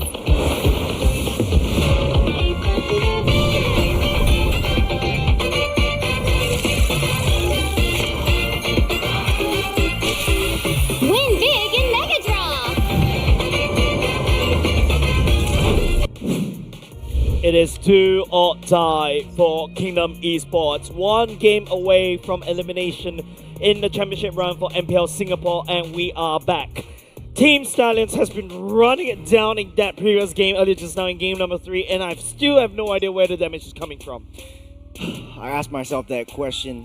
Yes, this is like one of the mystical mysteries in the world. Yeah. I mean, we're always looking ahead. Let's look ahead. Let's look forward. This is the last game. This is tournament lives at stake for Kingdom Esports. Definitely would affect their mental a little bit. But for Stallions, though, the momentum is riding high. This is one game away from securing the next spot. Top 3 in this in the entire region. Yeah, I mean, like, they were ex-champions before, and you know, literally, right, going up into lower bracket finals, potentially fighting against the loser from that match, either Team Evil or Team Flash. Man, Stallions are riding high in this in the series. Yeah, they're playing a lot of games too. Like, this is the lower brackets that we're talking about. So that means after today, there's going to be another game in the morning tomorrow, and then if they make it through, there's going to be the grand final. So this is going to be a long route, long journey for them. And I think this game itself really goes to show that they have that growth, they have that improvement. It's just that I think there was a little bit shaky. They are throwing their own flavors, which I like. Definitely a very Diablo thing, and definitely why us Singaporeans really like to watch Team Stallions play. But for Kingdom Esports, something that was that I'm struggling to understand is why did they lose the previous game? This was their game to win. Like they were supposed to win that game. All throughout the early to mid stage of that game, they had it under control. They were just pushing and shoving them down, and I don't know what happened. They really need to fix that. Yeah, like what I mentioned, right? A bit of a more pressure on Kingdom Esports to really perform in that previous one, and now we're going to go into game number 4, wondering what they come up with during that previous break earlier just now. But once again, it's just Diablo being a menace in the meta, right? Like meta maker right now? Because he's literally like, setting down the Badang, setting out the Minsita for a period of time, remember? And then the Khalid as well that we know for. And then all of a sudden, when he starts playing Khalid, everybody plays a Khalid. And he's now, don't forget, the Khalid is meta for a reason. And the reason is Diablo right in the center of the camera right now. Yeah, I think not only that, like both of these two, I would say, like brothers, over the seasons, like they've shown that chemistry, that growth that they have together. They're always having that push and pull. They're always backing each other up, and that's what I like about this team specifically. Bring in Roy and Lucian Cutie to the picture as well. It really goes to show like a lot of prowess and a lot of domination in the mid lane. Even though they're playing from behind, there's always this gap, there's always this angle, there's always this small sliver of opportunity. Yeah, and that's what I love to see from a team, right? That clutch factor, knowing when their back's against the walls, they know how to snap back, they know how to play, how to execute, and how to literally play that long game. Because don't forget, these, especially from the side of Stallions, right? These people, when they go over to the international stage, Singaporeans teams always in the back foot, they always had to play from behind. They've been through that, and hopefully using those experiences they gain, they're able to basically, put in a good show for us, put in a good show against Kingdom Esports. But now it's going to go into the map draw, ladies and gents. We were 2 flying clouds before and 1 dangerous grass. Almost said dangerous glass. But this is going to be flying cloud once again. I kind of feel like, Stallions actually likes the flying cloud. They would pick drafts that would work in the late game so that they would soak in that damage, they would recall and get that reset and come back into the picture. So they're abusing the fact that they need to play defensively at one point. Yeah, definitely, right? Like, we talk about how Team Stallions, I would say the Flying Cloud earlier just now definitely helped, elongate the game earlier just now. We also talk about how in game number 2, Flying Cloud was the one that actually allowed Team Stallions to defend all the way to 29 minutes. And because Kingdom Esports unable to end the game right there, and they ultimately got bitten. I think King Esports right now, shifting up the strategy a little bit, that usually is, bans targeted onto one, but they are respecting Diablo's Rizhong, Embrace, Eastern Shin. They want to try to open up that land slot. For the side of Stallions, though, banning out the Alice, banning out the Baxia. Typically, they also favor the CC as well. Like, they want to try to ban out that CC, take it away from the hands of Grant. Baxia and Lisbon, like what you mentioned, and now it's just, we're just going through the list. The Eastern Shin ultimately got punished as well in game.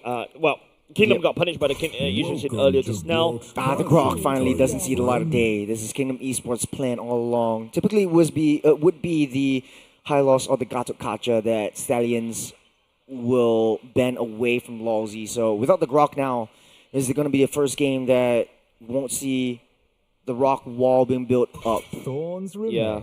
The Grok offered so much value, especially when you're going in with a Harif and the Zaman Force as well, offer the damage. CC first pick for the side of Kingdom Esports right off the bat. That's something that, I also realized that Diablo hasn't played a single CC at all, right? If he wants to go for a CC, he prefers an Xbox instead.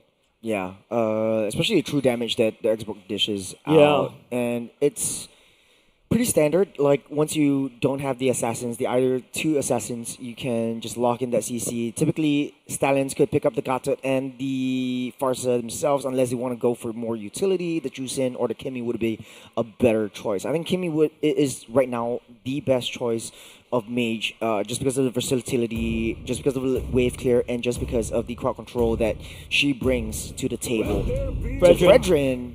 For the side Bray as well, this is going back. Locked in. Yeah. And the Lunox to also protect the Fredrin early just now. Curtain Call is definitely, Yo-Yo Blitz is definitely going to shred through the Fredrin, but I like what Stallions is going for. They're going to go for a Fredrin.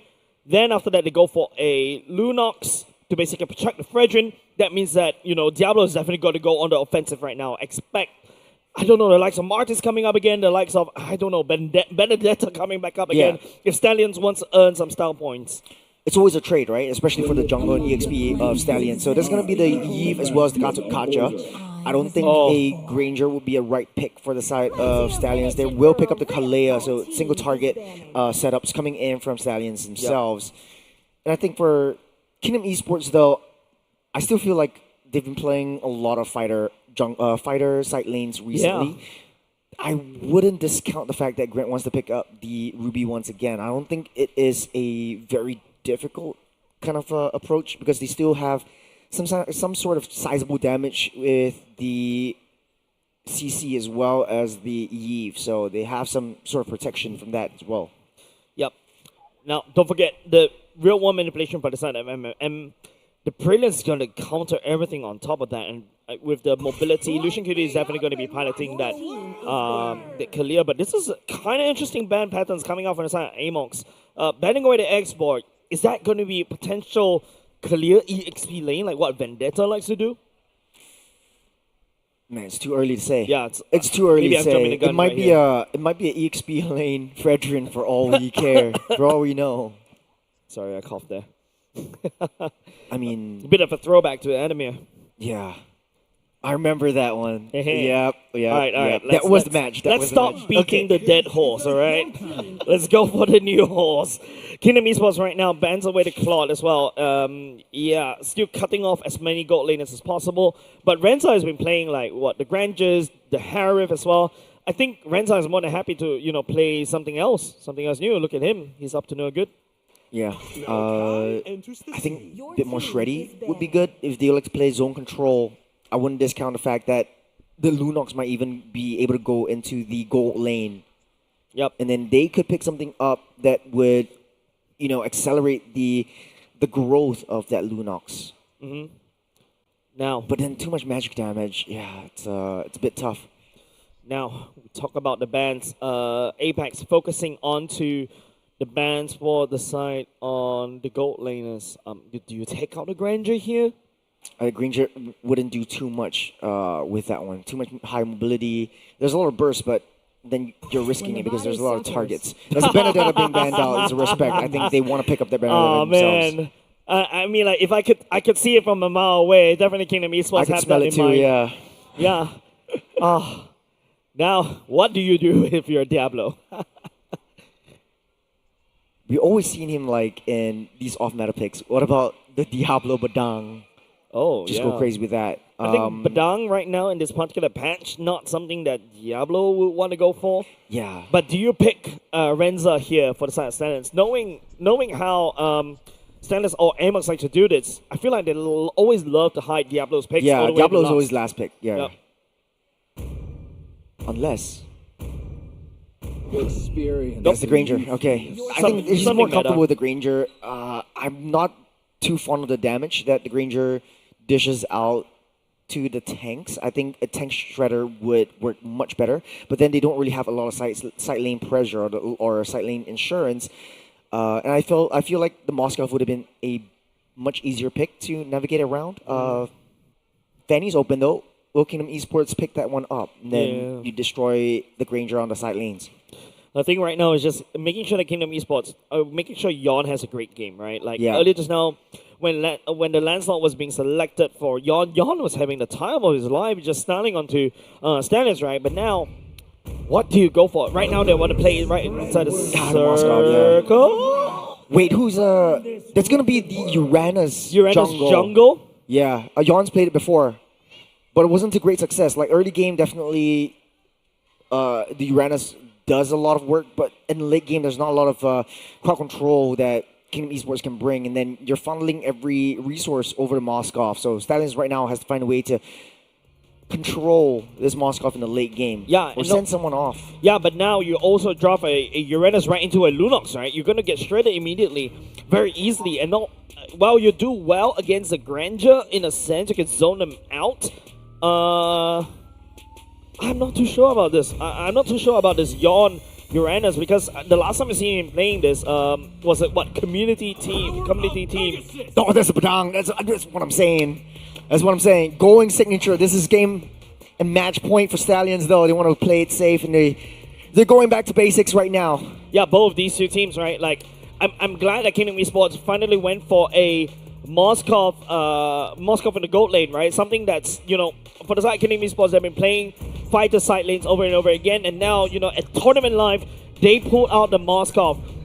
Yes, this is interesting for the side of Kingdom Esports, but Moskov wants to stay away from the team fights and then split push. But you're looking at the rest of the four from the side of Kingdom Esports. Is that enough damage to deal with Stallions, though? Well, we'll just have to wait and see. It's all down to execution. We can hypothesize all we want, but then again, it might turn out like game number 3. But then again, I love the fact that Diablo's bringing out one of his signature, the one that put Singapore on the map. This is game 4 between Kingdom Esports and Team Stallions, ladies and gentlemen. Man, go to game number 4, ladies and gents. Potential last game for Kingdom Esports. Stallions looking to upset, climbing from the challenger brackets, and here they are, one step away from the lower bracket finals. We're taking things slow for now. Team Stallions, SG, doesn't want to make too much of a move. The power spikes really come from Roy. He did play a very almost near perfect kind of Lunox in game number 1. Right now, game number 4, the difference in pattern is you don't really have 2 fighter side lanes that you have to deal with. You have to find a way into the Moskov. So the flicker is getting picked up right here. Oh, Lucian Cutie taking a lot of damage though. It might be first to fall. Yep. Ooh. Buzz the flicker in the last moment. Should be up for the next turtle fight, but it's a very slow one, right? Yeah, Roy getting zoned out and away. But the early game, definitely Kingdom Esports has the upper hand. You've got a lot more damage from Yawn as well, even though he's in the jungle. But will Kingdom Esports learn from their mistake in game number 2 and try to increase that aggression over Team Stallions, though? FMM delaying Roy's back, that's definitely gonna hurt Roy in terms of the EXP gains, right? So, which means that we can potentially theorize that Stallions may have a delayed or not a very good turtle fight going into the first turtle. Yeah, but the Flying Cloud is gonna bring him over to lane pretty effectively. Taking a look at the atomizations right here, does look like the Granger definitely going for the core items right off the bat. It looks like Team Stallions making a beeline as well. A lot of movement speed, a lot of movement boots already selected, especially right now, you know, after the next patch. The boots actually, I would say, got buffed, right? So, which means that you escalate very quickly in the early parts of the game. And now look at Team Stallions focusing mostly. They'll be able to find Losey. Oh, they just collapse. FMM real world manipulation. Roy picks up the first merchant. Sanity Gold brings Diablo down. And now it's also going to be the real world manipulation for the side of FMM. They think that Bray gets melted. 3 down for the side of Team Stallions. Kingdom Esports blitzing this turtle down. But then again, I think FMM created a great box. Team Stallions can't find a way to reach back onto FMM. The Yves was doing so much in this first skirmish. Yeah, the real one manipulation right there just literally zones out any form of reinforcement, slows down the fight against Team Stallions. And don't forget, remember what I mentioned, Roy earlier just now, because of that delayed back, actually hurt them in terms of that engage just slightly.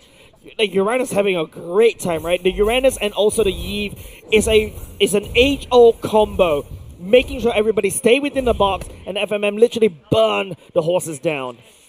I think as this game goes a little bit later, I think Team Stallions definitely will have that setup potential that Badang will bring to the table. And it's a lot easier for Team Stallions to create opportunities for themselves. Bray just there as well to kind of hunker down and set up that chain stuns that Fredrin is known for. But the rotations really have to come in soon. Yep. Taking a look at the items very quickly. It is also Granger, Stallion pick up the cure items right here. Stallion's actually, hold on a second, Brilliant's already popped. Lucian Cuties only at level 3. Yeah, still no level 4. They're trying to delay his ulti, delay the Tsunami Slam as much as they can, and I think they're doing a very good job on that one. 47 seconds until the tortoise spawns up once again. I think for Team Stallions though, the Badang really has to get the rotation going. We haven't seen a Badang in the EXP lane as often though. That taunt misses Insanity, able to jump away. Had that taunt land, Diablo is definitely going to go all the way in. But now, it's just going to be Stallions right here. They're, technically speaking, they're in fighting form because Lucian Kitty just hit level 4. But Kingdom Esports, though, they do have momentum in their favor. Diablo spamming the fist against Insanity, but nothing is landing. Might be a full damage Badang that Diablo likes to play around, and Bray's just going full tank. So that's the seesaw moment that Team Stallions likes to play around. Yep. Insanity just one more hit away. As Team Stallions psyching themselves up, Tortoise spawns up. Yeah, pushing the EXP Elena away from the side Kingdom Esports definitely helps Team Stallions in terms of the chances right here. They have to really try to blitz down the turtle right here, but Yo has something else to say. John. He just walks all the way in. The Tsunami goes Slam pullback. Bray secures the turtle for himself. The Moskov with a spear tries to join the fight. He will go in as Kingdom Esports. They punish against Stallion in that turtle fight. All 5 members were right there. Even a Moskov throwing the SOD and landing it down, taking Bray down with him. Lorenza still having the rotation up to try to clear up that mid wave. Yep. Team Stallions, though, even though they're struggling, I don't think that this is too far a difference or too far a gap that Kingdom Esports has on top of them. Lozy in the vicinity. Diablo forced to use the ultimate right there to wave clear on top of that. Lucian Cutie tags onto Lozy. We'll be able to find it, but it's going to be the jungle fight right here. The 2 tanks coming in. Renza will be there to unequalize that fight. The Praises Rev goes down, but Yawn just laughs. Yawn actually used the retribution away from the little turtle, little purple creep. So Yep. Team Stallions. Oh, that's a very aggressive item. Yep, that's the Blade of Fantasies. That is a very, very Diablo build, if I could say so myself. Typically, you want to go first item Thunder Belt and then try to scale up to the late game. At least you have 2 scaling or 3 scaling heroes. Roy with the darkness. Lucian Cutie. Oh, that's a Purify. Yep, did bait that out, but Lucian Cutie doesn't really use the Tsunami Slam as well. Lozy lands an AOG Tsunami Slam. That's Able to SOD. commit. And Lucian Cutie down low, just a little bit more. Insanity opening damage. Grand fights Lucian Cutie.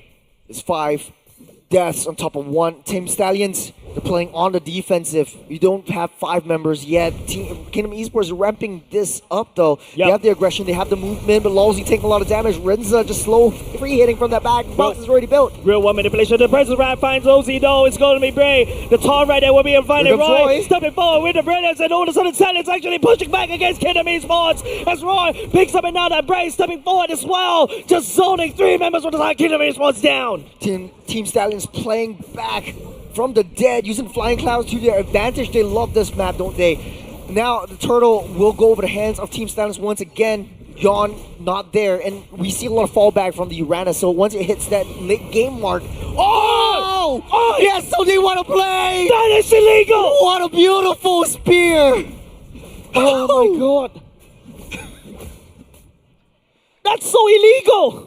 But that was beautiful. That was so beautiful. No intelligence, no vision, and just pure instincts. Lozy trying to trap Renza though. And all of a sudden, Stallions is actually getting trapped. Renza going down right there. Amazing pick over the side of Kingdom Esports.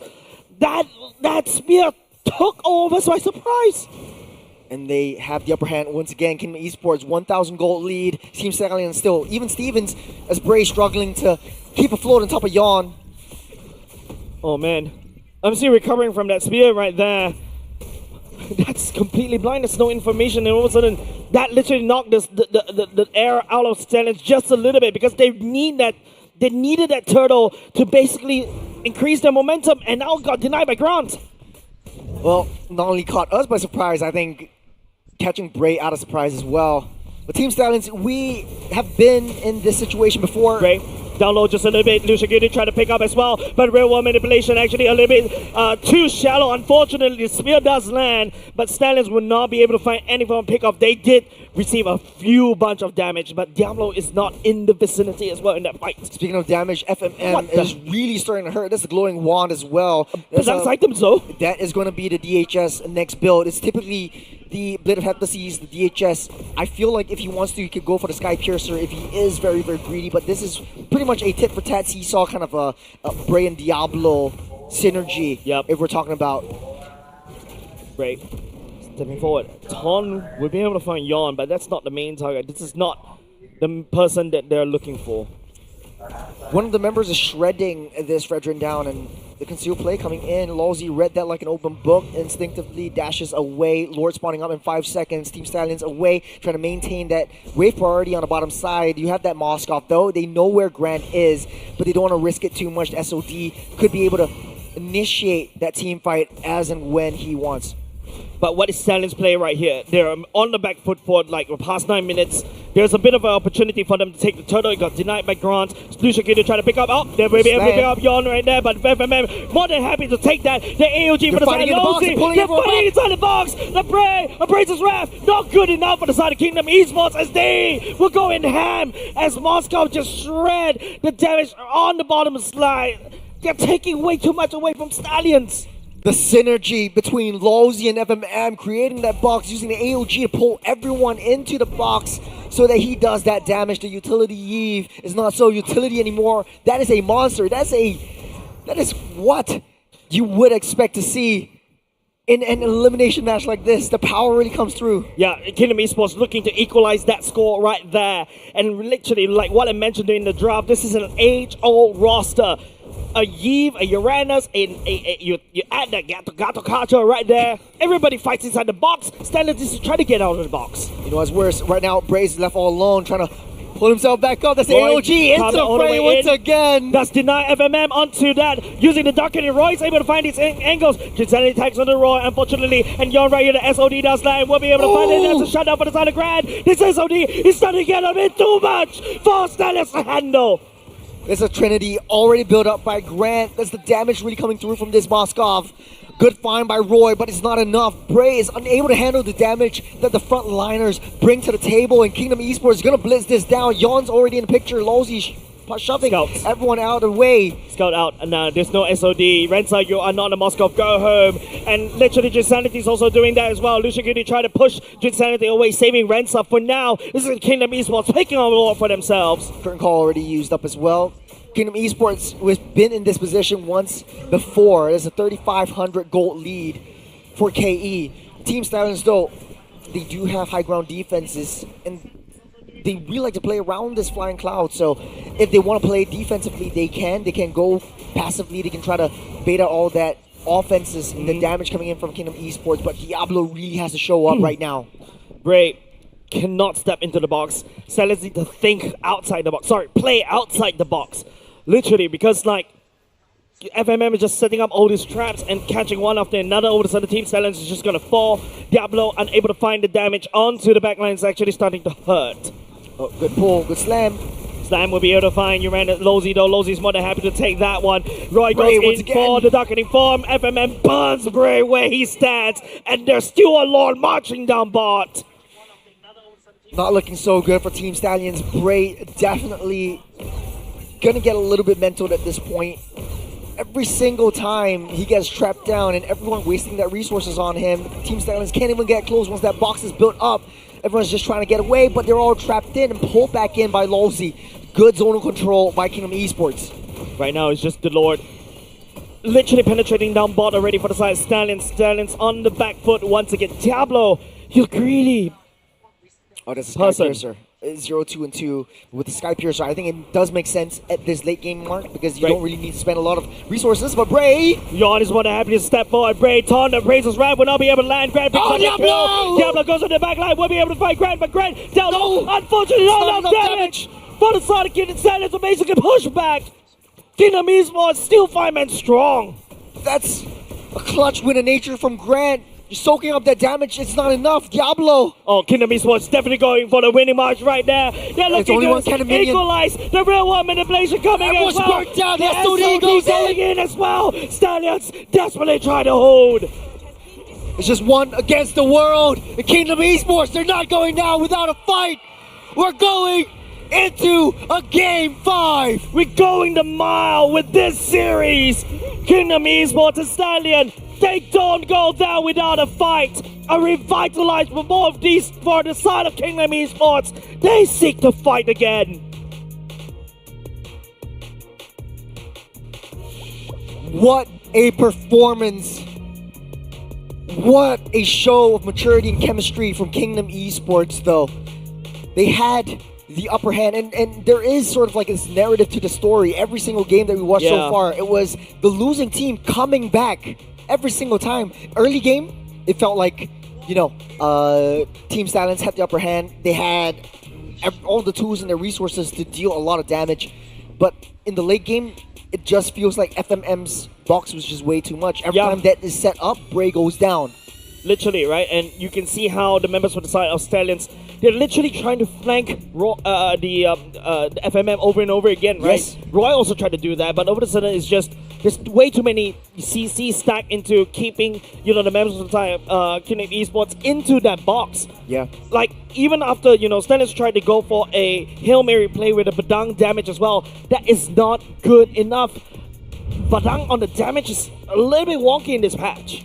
Huge shout out to Drin Sandy, the MVP of the game, 3-1 and 10. And the CC was just so underrated. He was struggling in lane against the Badang, but at the end of the day, it's a team sport after all. He's just zoning everyone out, especially Renza, he's soaking that damage up. He's trying to pull him back down. He's dealing that damage. He's dishing everyone out. And that Yeah. zonal potential from the CC, and that's why it's always that first pick prio. Things start to get a little bit wonky ever since that Moscow steal, man.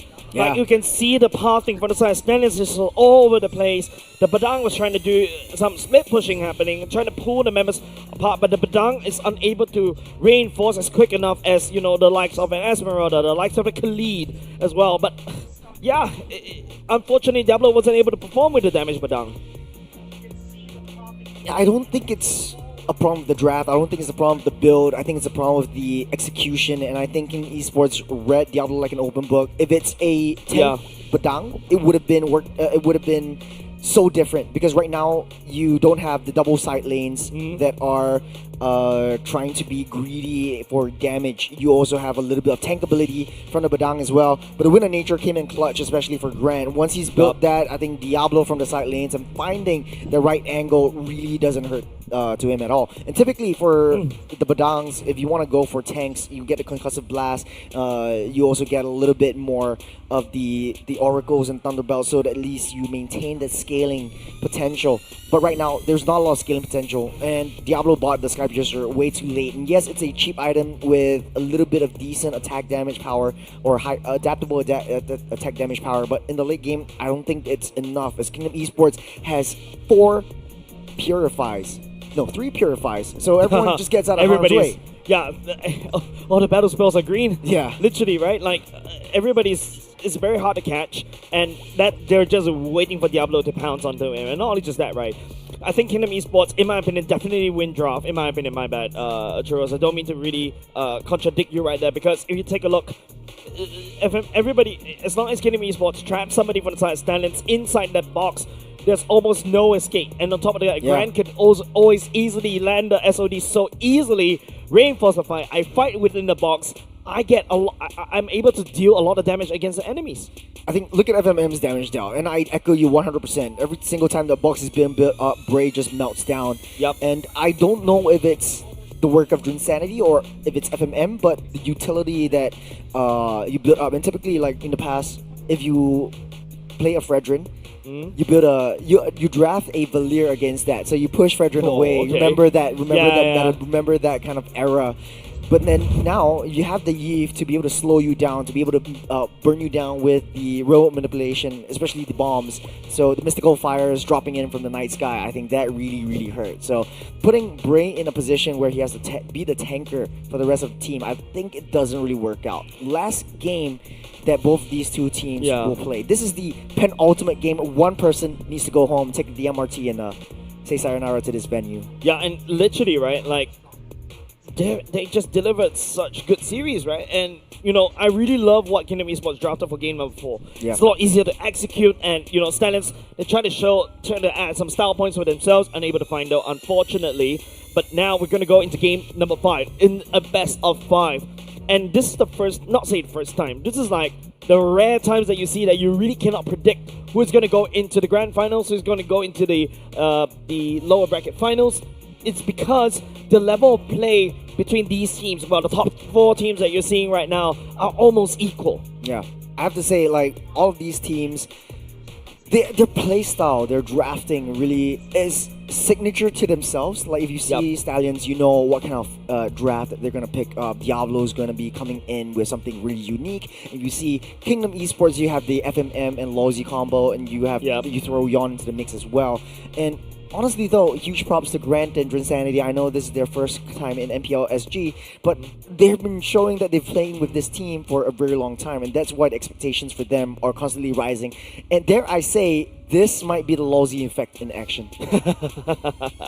Yeah, definitely, right? Like, I think FMM also did well right there, but if FMM puts down the box without Lozy with the AOG landing down there every time, and don't forget, it's really hard to aim with the AOG to land as well. You know, the AOG really reminds me of a bootleg kind of yin yang overturn that Kagura brings. Like, everyone just gets sucked in back into the box, and I think that was just a really crazy combo that Kingdom Esports really made for themselves. Applying that logic as well, it's also very hard for them to get out of the box, right? After the AOG lands, you got especially if you're a Fredrin, got no flicker, you've only got a dash that, but if someone's blocking your route, it's just so difficult.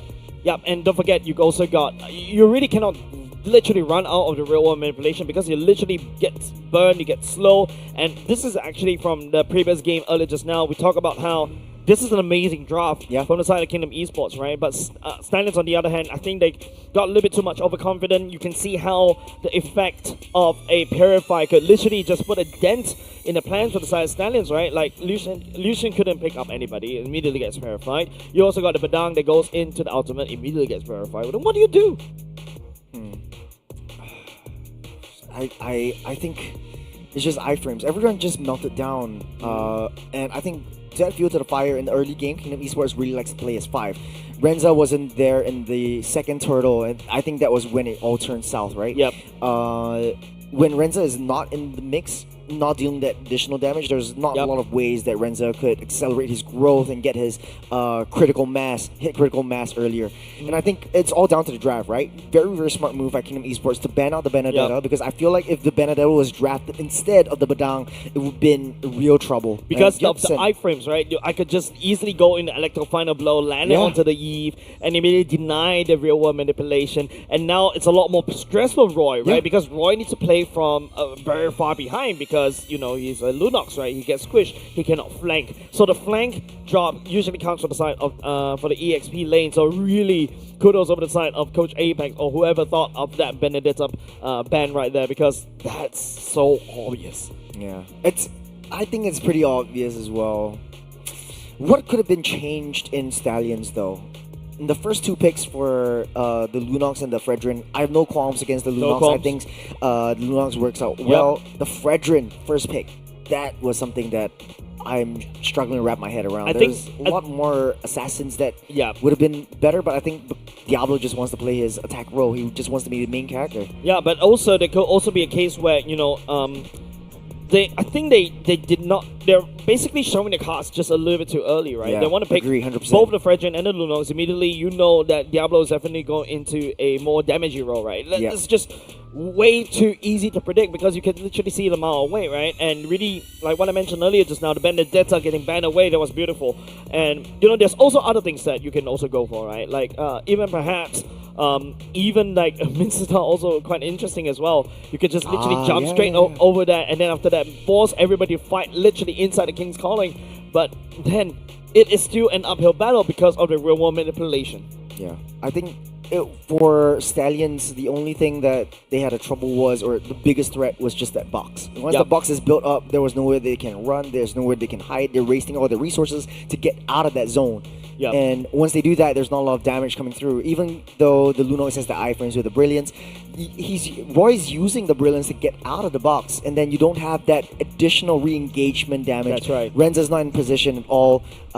He took too long to come online. Moskov can just freely farm out on the sideways. He can always join in with the SOD, and they're always fighting as 5 members. Whereas, for the Granger, I've said this in the draft, I don't really like that Granger into like thick, beefy heroes like the Gatot, because it's easy for the Gatot to just destroy the Granger once he receives that much damage. Yep, of course, ladies and gents, what's keeping us literally hydrated and also performing technically performing at a tip-top shape as well is, of course, the sugar rush that we're getting from. Of course, thank you very much, IT, for being supportive right here, allowing us to basically hydrate ourselves, and also they are delicious as well. I'm really addicted to the 1-1 flavor as well, because it's something that I really like personally, but there's also the Khadija Well, flavor. obviously, everyone is, both of us are just, having the 1-1-1, not just because... and it's also very interesting to say the 1-1-1. The 1-1-1. Yeah, that's a bit confusing, a bit of a mouthful, but thank you very much, IT, as well, and you can get yours for discount. Of course, all you have to do is quickly scan the QR code, or basically redeem the code down below. Yeah, stand a chance to get a opportunity to get a flight over to Jakarta for M7. It's going to be a really fun time. If you like to watch, tournaments live, here's a chance to definitely get a chance to fly down to M7, or better yet, right now here, coming down to Centrepoint and just join us for the real show.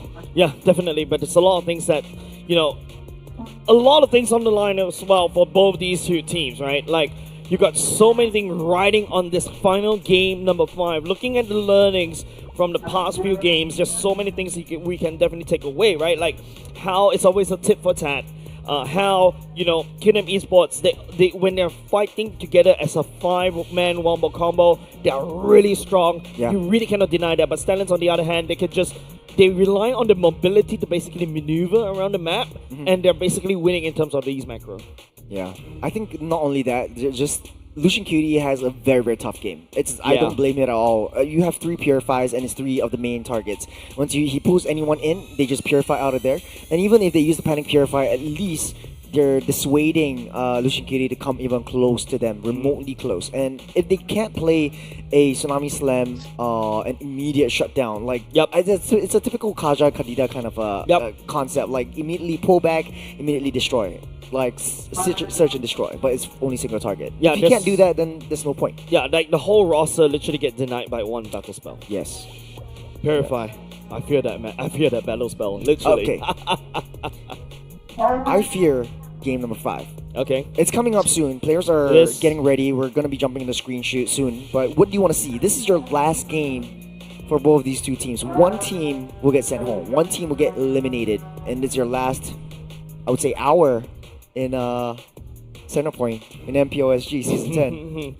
I don't know. Personally, I want to see the best of both of these two teams. I want to see Yon really performing well on his assassins. At the same time, I also want to see, Ray as well, right? Performing whatever he does, like his calling, his. You want to see an anime assassin versus assassin main character match? I want to see a good match between these two teams immediately. Like how game obviously. number 2 that was great. Game number 1 was also great. And of course, we talk about game number 3. There's so many this clutch factor, which is something I absolutely love. There's a clutch factor for the Stallions, and not a lot of teams have this kind of clutch factor. Yeah, we've come to this point though, right? Like for both these two teams, especially for Lawsy and then for the XRSG members of Team Stallions, this is sort of like an intense rivalry, and it's very personal to both of them. I think for the longest time they've been together playing as friends, and right now playing on the other side of the table really goes to show like the power of all of these two teams. Yeah, a bit of a different mood as compared to when we started game number 1, right? Stallions right here locked in as well. You can see a bit of a a bit of an exhaustion in my opinion for the side Lucian Cutie. A bit of a different mood as compared when we first saw them in game number 1. Yeah. It is a tough pill to swallow. You have statistically a better team. You went out in previous challenger rounds, but you have to give a lot of respect over to Kingdom Esports. They've learned, they've grown, Yep. they've shown a lot of adaptability. Yep. They fell down, they got back up. When your backs are against the walls, they're locked in and ready to go. And there's only one direction they can move up. It's forward. Well, that's one way to say it, right? Especially when you're down bottom, because trust me, I feel like Kingdom Esports, they've been down before, they've been beaten down before, and now they've only got to have to look up. That's really why I'm saying churros. But of course, they have to lock into the next game. This next game, the winner continues on their journey in MPL. The loser forced to go home. Well, both these two teams, you're locked in and ready. Yep. No more smiles from both sides. Very, very serious now. I think. Game face on. Yeah, and like you said, like over the first 4 games that we played, it's very even. And these 4 teams, they're very evenly matched. Like the top 4 teams are very evenly matched, and you expect nothing else to see. Maybe a 30-minute game. You don't expect anything else unless you see a true best of 5 with a full 5-game series. Especially for the opening match of day number 2 in the playoffs here at Centrepoint. Yeah. If you're down in the arena, you see like a lot of people sitting down in the stands. If you look up, there's just a crowd of people as well. So huge shout out to everyone in here at Centrepoint. We're having a blast, and yeah, we're getting things going. Yeah, I hope you guys are having a blast too, because this is literally a lot of emotions riding high for these players as well. Don't forget, tournament lives on the line for both these two teams, and the next game will decide it all, whether they get to stay or they go. We're playing map roulette. We've had 3 games of Flying Cloud today. Please don't give 1 me another dangerous Flying grass. Flying Cloud seems to be the map of choice for Stallions. For Kingdom Esports, not so much. They like that aggression going through. It's going to be great. Dangerous grass once again. Okay. So 2 dangerous grass, 1 Flying Cloud.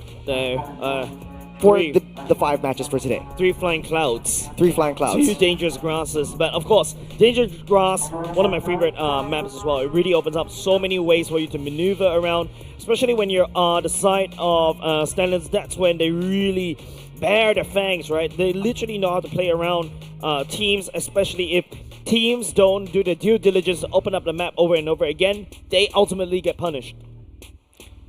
So far, I don't feel like it favors any team more than the other, because we've seen the special forces maneuver that Lozzy has created in game number 2. We've definitely. also seen during the regular season that Lucian Cutie notices some bushes that were quite crucial and critical. And I remember Chip being one of his signature picks as well. So Yeah. if he wants to bring that out, I think Kingdom Esports has a huge game to play as well. So it favors both of these 2 roamers and how they want to maneuver and shot call the games. Don't forget, both these 2 roamers were from the same team as well, right? And Lozzy, in RSG in Season 3, and then when you come to Season 4, Season 5, Lucian Cutie joins the fray as well. There's so many things that you have to look out for, especially Lucian, right? He's also had a bit of a stint right there this year as well, coaching for another team. So he definitely has grinded, does his homework, and now he's back at it in MPL Singapore. It's great to see another fellow import coming back as well. This story is going to be a very, very bittersweet moment. Whoever wins is. this game really flips the script. There's going to be definitely a very new contender in the lower brackets, in the top 3 as well. Yeah. For one, there's the Lozzy effect. Lozzy has never lost a finals ever since Season 3. So it's been every single team that Lozzy's been on has won. Yep, we have to go into this last game, ladies and gents. It is Dangerous Grass. Game number 5, the draft is afoot. It's a 100% win rate for the blue side, if I'm not wrong, correct? First pick? Yep, as of now, yes, it seems like blue side is the winning side. Yeah, it's a 100% win rate for the blue side. It kind of seems For the like series. yeah, they manipulate the draft. Yep. They know how to psych their opponents up to picking what they want them to pick. We'll be having a little bit of a short little issue right now, but as these things get resolved, typically the traditional bands off the charts are Alice's, the Baxias. Alice brings so much to the table in a lot of in these team fights, right? Yeah. Turtle fights, the Lord fights, especially when the meta right now is Is Rin Sanity signature hero as well? definitely, and of course you talk about how teams, especially when they have double fighters, it becomes a whole brawl. Yep. And then after that, the last thing you need is somebody literally going into the middle of the whole team fight. You don't know where she comes from. She comes from the flank, explodes with the Throne of Ruin, and immediately everybody gets stunned. She's healing and also doing damage to you. If you don't pack a Lunox or a CC or even a carry, you'll be in a whole lot of trouble. High sustainability from the Alice as well. I think on the other respect side, I think for Kingdom Esports, draft strategy is more of like, let's white target. Let's ban out the signature heroes that we don't want to face. So the Guinevere and the Yuzhong has been banned out, I think 100% of the time for all the 4 games. Interesting. And then Yi Sun Shin, as well as Lancelot, is a trait for both of these two teams. You want to pick one up, drop the other. And then, of course, the Alice. So that is, of course, the Baxia. Interesting fun fact for this series. Diablo is always last pick Yes. for all of these games. Yep. So it's easy to read, right? Like, if you are Kingdom Esports, you kind of don't really need to fear Diablo that much. Let's just hypothesize right after that. Like, he's kind of flexible, but then again, we can utilize his flexibleness to his disadvantage because we can ban out all the heroes that we know that could counter his playstyle. Yep, we're looking at the bands right here. The Alice, the Lancelot, the Baxia, and the Yushishin, as what you mentioned. These are common names that you see in the banning pool. Chip is definitely going to be very... I feel like Chip, personally, is a very strong hero in Dangerous Grass because of how... You could just pop out anywhere, right? And then after that, start flanking, bring everybody into this fight before you notice, and then get out. Yeah, if they want to pick up the chip, though, they have to ban out the Eve. We've seen what the RWM can do once you lay down the portal. Yep, and, well, the Alice is out already because when you use the Alice against a chip, it was so funny to watch. Especially when everybody comes out on the portal right into your TOR. That's absolutely hilarious. That's the Grok being banned out, so no more Grok for either side. Yep. Literally burning all bridges right here. Try to go for a reset in the slate. CC is up for grabs, but is that something Stallions will pick up for themselves? First pick, CC would definitely go into the hands of Renza. I don't think Diablo will play that CC, so it's going to be a double fire side lanes. Bray definitely going to pick up the Assassin this time around. There is quite a bit of options right now, but if KE just wants to deny that, it could take away, snap pick up that Hayabusa. But STS might be able to do with a Ling. I know it's a very long shot, but I feel like it's still a possibility for the side of STS, yeah. Interesting, right? Like, Ling really cannot... in my opinion, Ling doesn't really perform in this meta. Like, right now the meta is all about, like, I just want to go Fanny, though? I want to go fast. I'm going to go fast, right? Fast. I don't know what American You just turned accent came text out. in there. Yeah, I want to go fast. I want to basically farm up very quickly. I want to snowball harder. The Ling takes a million years to farm as compared to Yi Shin right now. Yi Shin is strong because of the Mountain Shocker, the review, and the stun massively. The AoE stun is just crazy. So that's why the Yi Shin comes back into the meta because of that. But right now, we're taking a look at this particular pick right here. The Fanny is also wide open. Both these two teams, well, especially Yon himself, loves to play the Fanny as well. Allows her to scale up quickly. You find the backline, you just assassinate, and then you go away. But if what you mentioned is true, or could be true, CC in Diablo or CC in Renza, higher chance for Renza, because I don't remember seeing Diablo on CC before. Yeah, I've never remembered the It's not his last MO. time. It's not in the statistics sheets anyways. Like, it's not really his playstyle. He likes those big, hard-hitting heroes. And right now, I think this is the first time that Yuzhong is actually open for him picking. So if he wants to do that, he could actually first pick that hero up. Now, KE picking up the Gacha Gacha as well as the Kimi. Very good mid-lane, solid duos. STS, on the other hand, if they want to go for this, they have to go with an assassin in the jungle right now. Look, Team Stallions has always picked Diablo's heroes all the way to the end.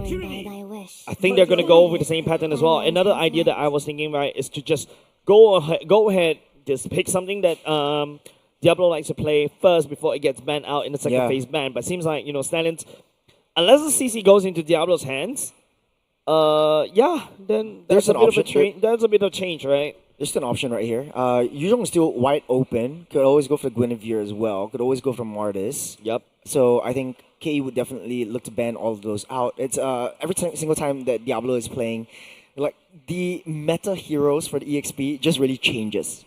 Like right now, there's a lot more options that we have to consider, right? Oh. So the export actually gets picked up. It could be flexed, like going into the EXP or in the jungle, and both really make sense too. Yeah, jungle, you can literally burn down what Stallions, because Stallions' next few picks definitely needs to be more tanky, right? Kingdom Esports expecting that, so that's why Export and Kimi goes as well. These are shredders that can literally melt down tanks like it's nobody's business. The Gato especially will be able to keep somebody in, and they've got decent amount of CCs already. The traction poles on top of the AOG, on top of the taunt, is just absolutely wonderful. Hey, just entertain this idea just a little bit. STS likes to play a little bit more team fight centric. At least now you have Hayabusa to go into offside. Remember Camilla of Season 8 or Season 9? There's a Camilla on the side lanes. You have the Curtain Call as well as the Lantern Flare. That would create so much issues for KE. Yeah, because they like to group up together. Yeah, and there's a bit of a buff for the Camilla, right? Now instead of having 2 Lotuses flying around, you got 3. Your upper damage, and Kingdom Esports just don't want to deal with these two. They're going to make Diablo's life a little bit miserable in especially the potential last game between one of these two teams.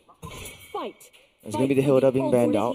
That's going to be a potential winning lane for Diablo. And not just that, a winning jungle, right? Like the Uranus can also hard invade. That's something that Jin Sanity also plays as well. Hilda also something that he has pulled out, and also so you're giving Bray an map. easier time. That's what right. we're saying. Okay. So good strategy coming in from STS, just taking out the potential threats towards the jungle, so Bray can just have an easier time. For Kingdom Esports, though, there's still a lot of flexibility to how they want to play this, especially with the export. Could go into the jungle, could go into the EXP. There's a lot of flexes right here for the side Kingdom Esports, but this one unfortunately will show their hand on what they're gonna go for in terms of how they're gonna assign the roles for each of these heroes. Esmeralda coming in. Okay, so it's gonna be export jungle. Yeah. Actually, it could be an Esmeralda. No, jungle. no, don't go there, Churros. It's the Churros signature. No. We play one round of MLBB. He pulled the Esmeralda jungle, and it's like it works. It just works. It just makes sense. In your life, yes, but not in real life. Okay, we'll just see. Because it's flexible on both ends. Esmeralda still has some amount of damage to be able to clear it effectively, clear the jungle effectively. Just that's why Uranus was also picked up as well. So now without the Uranus in the picture, I think Esmeralda does make a lot of sense. I think STS might look to go with, if they want to go traditional, they could always pull up the Moskov for themselves. The God. So it's going to be the high loss. Wait a second. Hylos, Because when I think high loss, I think Diablo. So he plays the high loss in the EXP as well. So it turns out Diablo will go for CC duty this time round. The CC actually works really well against Kingdom Esports, right? Like you got Esmeralda to shred through, got the Export to shred through, and the Gatot as well. But of course, the CC needs to be, you need to play up close, right? So that's also you may provide a bit of a opportunity for the Export to literally burn through you. And now with the Claude, we haven't seen Claude in a long time. Going up against what Kingdom is supposed to do, you're gonna get killed easily if you're hitting up a Gato Kacha on the Vengeance as well. There's not a lot of lockdown though. Like there's no high committal lockdowns. Okay, that's the Moskov getting picked up over here. So it's gonna be Yon going with the export in the jungle, and the Esmeralda down the EXP side. And the draft is set. This is something that is more traditional for both of us. Yep. And for all of us watching at home. But man, I think for STS, they are definitely cooking something. It's been a long time since we saw that Claude in action. But the late game is not going to be a problem for STS anymore. We talk about how STS like to team fight. This is definitely going to be a team fight comp, right? Like, you got a Hayabusa, you've also got a Hilda, the High Loss to literally run it down with the Glorious Pathway. The Claude goes into Blazing Duet as well. Yeah, and at the same time, Kingdom Esports literally finding fire with fire, right? Like the Xbox with Lost Insanity, the Gatakacha, literally they're gonna clash super hard, and we shall see. Ladies and gents, make some noise as we're going into the potential last game of either of these two teams. The fans of each team definitely needs your cheers and your support as we go into the potential last game for these two teams. Man, it's hard to watch one of these two teams go, man. It's also hard to ask you to catch a breath because this is only getting started. We're jumping into Atlanta Dawn. Ladies and gentlemen, this will be the penultimate last game for any of these two teams, and we're hoping to see a lot more clashes this time around, a lot more closer matches. It's like picking your favorite son. Who do you want to throw away or give away? It's the ex-MPL champions. It's going to be the 4 ex-RSG members. The power of friendship, the power of chemistry built up over a long time, over 3 seasons. And or is it the fortune game by this time? Oh, no. Oh, that's a big move, Roy. Goes down. That's first blood given over side of FMM right off the bat. A good start for Kingdom Esports. Good high rotation coming in from Kingdom Esports. It's Team Stallions. Oh, Lucian Cutie getting slowed down just a little bit. Kingdom Esports showing the aggression, taking away they want to duke it out. Pulling him away, pulling him back in. They really want to duke it out. They really want to brawl. In the last game, they're ignoring lanes. They just want to fight. That's a huge chunk of the gold plating already taken down for the mid side. And a lot of aggression coming in from Kingdom Esports, just like their MO. Mosey opening up that maps, giving a little bit of intel. Team Stallions SG, since they have a assassin in the jungle, Kingdom Esports can't afford to play a little bit more aggressive, go into his face, and try to deny his farm like they did with Ricky. Yep. Back to regular programming, right? Once again, boots mostly secured by all these players except for the Juicing, except for the Claw. The Claw with our Thievery does have a bit more movement speed as well. They're trying to freeze up the goal lanes much, using the BMI to scout out Grand for now. But both these two marksmen love to go to the later part of the game. Roy, they're punishing him. You want to go. FMM pick up another kill for Kingdom Esports. Walked a little bit too close to the sun and gets felled. Now there's a free and easy turtle. Doesn't look like Bray wants to contest for this one. No retribution, no problem. Diablo won't be able to make any big plays as Kingdom Esports secures the first turtle of the game. Stallions, you don't go this far, just a crumble right here. Kingdom Esports take the turtle away. Oh, and look, now there's aggression coming in. Lucian Cutie, the revitalized ain't gonna save you in this one. Stallions, they're literally soft. It's just one after another. Kingdom Esports, 1,500 gold lead. Team Stallions playing on that defense, and I think it's to their modus operandi still. They do have that Claude, so if they still play to the late game, it would be a different story. But Team Stallions has to ride the wave, has to ride the hurdle. They have to eat this one out. The early game is going to be a tough one. It's already very tough. Literally, Stallions locked into the game and decide to go play hardcore mode, right? Losing Roy twice right there, and you know, losing Lucian QD right there as well, providing FMM so much potential. Oh, there's a taunt. There's a taunt onto Bray as well. Bray has to just quad shadows out of there. And once again, Stallions has to hunker down. Tricky situation. Roy not having a good game, but FMM having a perfect start. 2-0-1 for this Kimmy, and the damage is coming through sooner rather than later. I think definitely the Sky Piercer will get built up. Lolzy pushing Renza back, unable to get that gold turtle, or the gold crab, so to speak. That is 2,000, almost 2,000 gold lead ahead of Stallions. As Kingdom Esports continuing to ride the momentum, but we've been in this position before. Team Stallions are masters at coming back into, tricky situations. Yeah, they definitely need a lot more luck than the previous games. This one, yes, there's just one game where Kingdom Esports had 4K gold lead and they squandered it all. Stallions this time around just upping of aggression. Now all they know. Bray cannot play the game at all. As on the purple buff, Yawn trying to push everyone back out of the way. Bray trying to find a safe route. There's a glorious pathway already laid out by Lucian Cutie, unable to secure the purple buff. Yep. Lucian Cutie just trying everything in the hands right there. Roy burns the ultimate just to get out from the traction poles. A trade in terms of the ultimate already. Diablo suffering a little bit on top of Drinsanity. Level 7 is a full level ahead. And then they're aggressing onto the orange buff. Bray can't play. Bray can't farm. Okay, that's a nice steal, but opening up that turtle for Kingdom Esports taking. I mean, burning away the retreat, that's basically Stallions doing a lot of damage control. I fear for the chances for Stallions, Churros. I fear for it. Well, it's still pretty early in the game. 5 minutes on the clock. Kingdom Esports, 2,500 gold lead. Team Stallions has that late game prio with the Claude as well. But not to forget Grant on the Moskov too. And he's had amazing SODs landing onto Team Stallions in the previous game. So this time around won't be any different. Kingdom Esports riding on the momentum from that previous win. Oh, gonna get collapsed on though. Goes in the Blazing Duet. That's a Hail Mary that he has to try to play. The Glorious Power in front of side. Lucian Cutie allows him to reinforce just a little bit. Renza stays alive just a little bit. Thank goodness for the Glorious Pathway. Good play by Renza using the BMI to try to get out of the sticky situation, but he has to play very passively right now. And if you're playing a late game marksman like a Claude or a Moskov, you really need that early game small little lead that you have on top of your opponents. If not, it's going to be very, very difficult for you to come back into the game. Yeah. I really want to see how Kingdom Esports navigate this one, but now Lucian Cutie gets stunned up just a little bit. But still, okay, FMM is just outputting damage, dishing out Oldacray. You can see how Yon just doesn't really care. All of a sudden, Stallions jungle is his. Yeah, Roy is trying so hard to use the Lantern Flare to try to do any damage onto Yon, but it's just a tickle. No, we'll not be able to do anything as a grand dismantling topside turret. First turret for the side, Stallions goes down. Stallions are struggling. I hate to see the day. I hate to see this game where Team Stallions are really just playing on that back foot, playing way too passively, super defensive on how they maneuver around, just taking a safe route. Every single misstep that they take, they're going to get punished.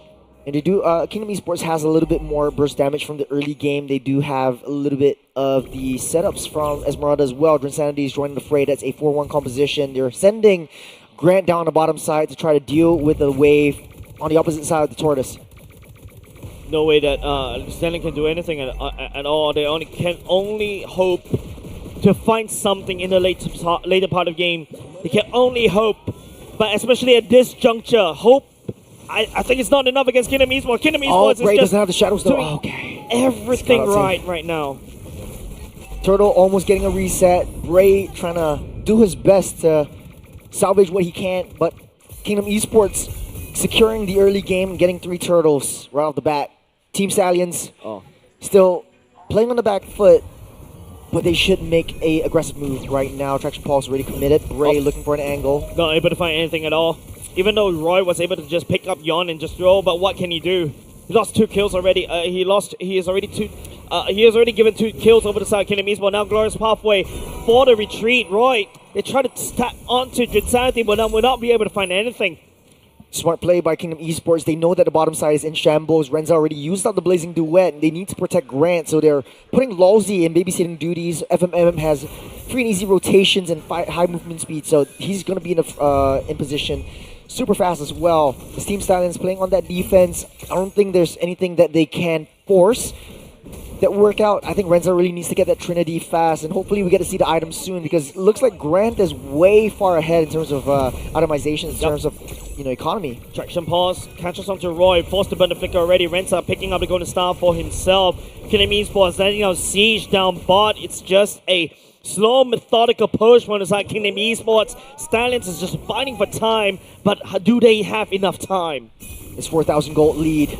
Top of Kingdom Esports, that's a full BOD and a half. Great. Goes on in for the Kite Shadow. Will not be able to find anything at all. It's going to be Lucian Cutie taking a lot of damage by Lolzy. AOG all the way back out. But Grant finds Renza. That's a massive problem for the side of Kingdom Esports. And also Stallions, that's going to be a trade onto Yon as well. Oh, that's a big fight. It's a big shadow kill, but unable to hit the mark. Lolzy still gets out safe. Insanity able to get away safe. The Lantern won't be able to pull him back as the Lord spawning up in 10 seconds though. Yon will be in position. Renza will as well, but the damage from Renza hasn't really come through just as of yet. The good thing is Kingdom Esports doesn't really have vengeance on them, so he can just go in if he sees an angle to try to melt everyone down, but Grant is in the picture. Trinity already halfway there for both of these two marksmen. The first is the race to get that corrosive scythe for Renza. Renza trying to do something right there. Grant will be able to jump away. Man, good SOD. Kingdom Esports are able to get away with so much things. Good SOD from Grant. Lucian Kitty was a little bit too slow. If he timed it just right with the Glorious Pathway, just to block the escape route from Grant, I think it would have worked out well. But, you know, SOD could have been thrown anywhere, down to Lord Pit as well. Once again, with so many suspenseful moments, Stallions know they cannot afford to lose any member over to Kingdom Esports ever again. But this is dangerous grass we're talking about. They need to open up these maps. Green Sanity has intel. He popped himself, showed himself out. Yon! Looking for Yon as well. The Firaga armor already connected. Green Sanity goes in for the falling stomach. Will not be able to find anything. Lozy, AOG all the way out of gear. They touch and they go. Both these two teams not giving up. You're getting that reset too. Yon doesn't have the Firaga armor. Team Stallions are trying to blitz this Lord down. It's difficult for Kingdom Esports to come back into the picture though. Yep, Yon this time around. SOD. The SOD will get tagged. Grant will be able to find. It's going to be using Tony as Ray secures the Lord for They Stallions. take down Grant. There's 4 down. And now they turn this around against Kingdom Esports, against the Wads. FMM is left all alone. He's able to get out saved, but Roy is taking things personally. He went a little bit too deep. He flew too close to the sun, but the damage is done. Lord marching in to the mid side. And all of a sudden the gold lead swings back in the favor of Stallions once again. This is what, he's going to replay of game number 2 or game number 3? We missed that, but Renzo was dealing so much damage onto the back line. Grant knocked down and locked it down with SOD. Great find by Bray to take care of this Moscow, but Renzo on the back foot, just melting everyone down, and knowing that Yon doesn't have the Firaga armor, just easily takes him down with him. So much standing gold as well. All of a sudden Stallions are back into 2k gold lead. What is this? It's 1,800 gold lead for the Stallions, and this is late game territory that we're talking about. Renzo's coming online. He has that Trinity. He is here to play. Yeah, and now, you know, Yon going back in, hoping to get his Viraga armor back there, trying to absorb the HP bars away, Limesteal as much as possible, get that energy, but Stallions found that small little moment, and they struck. That's a high ground defense for Kingdom Esports, but we've been in this position 4 times before today. Kingdom Esports and Stallions, they're always pushing and pulling. It's always a boxing match. It's always blows after blows, and they're very evenly matched. And the scales have tipped over to the side of the cavalry. As Kingdom Esports, Stallions has been like, you know, literally open up literally the map, right? Like, they have 2 lanes in the first 2 turrets, top side, bot side, getting taken down by Kingdom Esports. I don't know how this happened. well, it's 75 seconds. Kingdom Esports on the fly, though. Playing very passively, very defensive. And they're just reacting to whatever Stallion wants to do. And typically when you're a Moskov, you don't want to play in this position. You want to play on the offside. Trinity's built up by both of these gold laners. The gold difference is not too much, as both of these gold laners are going to be the key priority and the main threat for the rest of the team. The timing for the Wind of Nature is definitely going to be very pivotal, right? Kingdom Esports, Moskov is literally rushing that particular item because that's the only saving grace against the damage from the side of Renza, and Renza knows about it, goes for the Winter Crown as well. So good item picks up for both these 2 teams, as both these 2 teams balance on a wire. Diablo's first debut on a CC, but he's doing the Lord's work. It's 25 seconds until the Lord comes up, but he's just zoning everyone out of the way and just dashing out, and it kind of feels like he's played this before. Yep, one wrong step for for Kingdom Esports. It's a giant leap for Stallions, right? Literally. That I look at that sequence earlier just now at the Lord fight as Yon doesn't have Firaga armor up. No Lance Insanity, and all of a sudden Kingdom Esports lost so much. 4k, well, 6k if you total up until right now. Yon leading the charge, Insanity starting to roll over, try to get that hug going on. You have the short lane. Glorious Pathway already committed. Diablo and the rest of the members from the side. Stallions actually zoning out. The last Insanity going in. It's all out of timing. Kingdom Esports snuck the Lord underneath the rock from the side of Team Stallions. Grant came in, it's 2 down. Has something else to talk about it. FMM and Grant, the only members from the side of Kingdom Esports left alive. FMM become a triple kill, and now they're gonna left alive right here. FMM goes into Wind of Nature already. Diablo and Roy goes on the chase, and Kingdom Esports right now, they need to try to start a shutdown. The top side though. A wipeout on the side of Kingdom Esports. Kingdom Esports might have gotten the Lord, but look at the top side. Wave already crashing in. Team Stallions has the upper hand in terms of that one, but they have to try to fix that Lord marching down that bottom side. So Team Stallions, all they did was buy time. Time has been bought right there. But it's just Roy and Diablo, just not good enough for the side. Stallions are basically in the game right here. The members on the side of both these two teams are coming back online. What a crazy seesaw of a match, and now Kingdom Esports has some breathing air. 1,800 gold lead for Team Stallions. This is seeping to late game territory right now. It's still waiting for the next 120 seconds until the Lord spawns yet again. But Kingdom Esports just struggling to find their footing in terms of these big skirmishes. They have to find a way to lock down this Claude.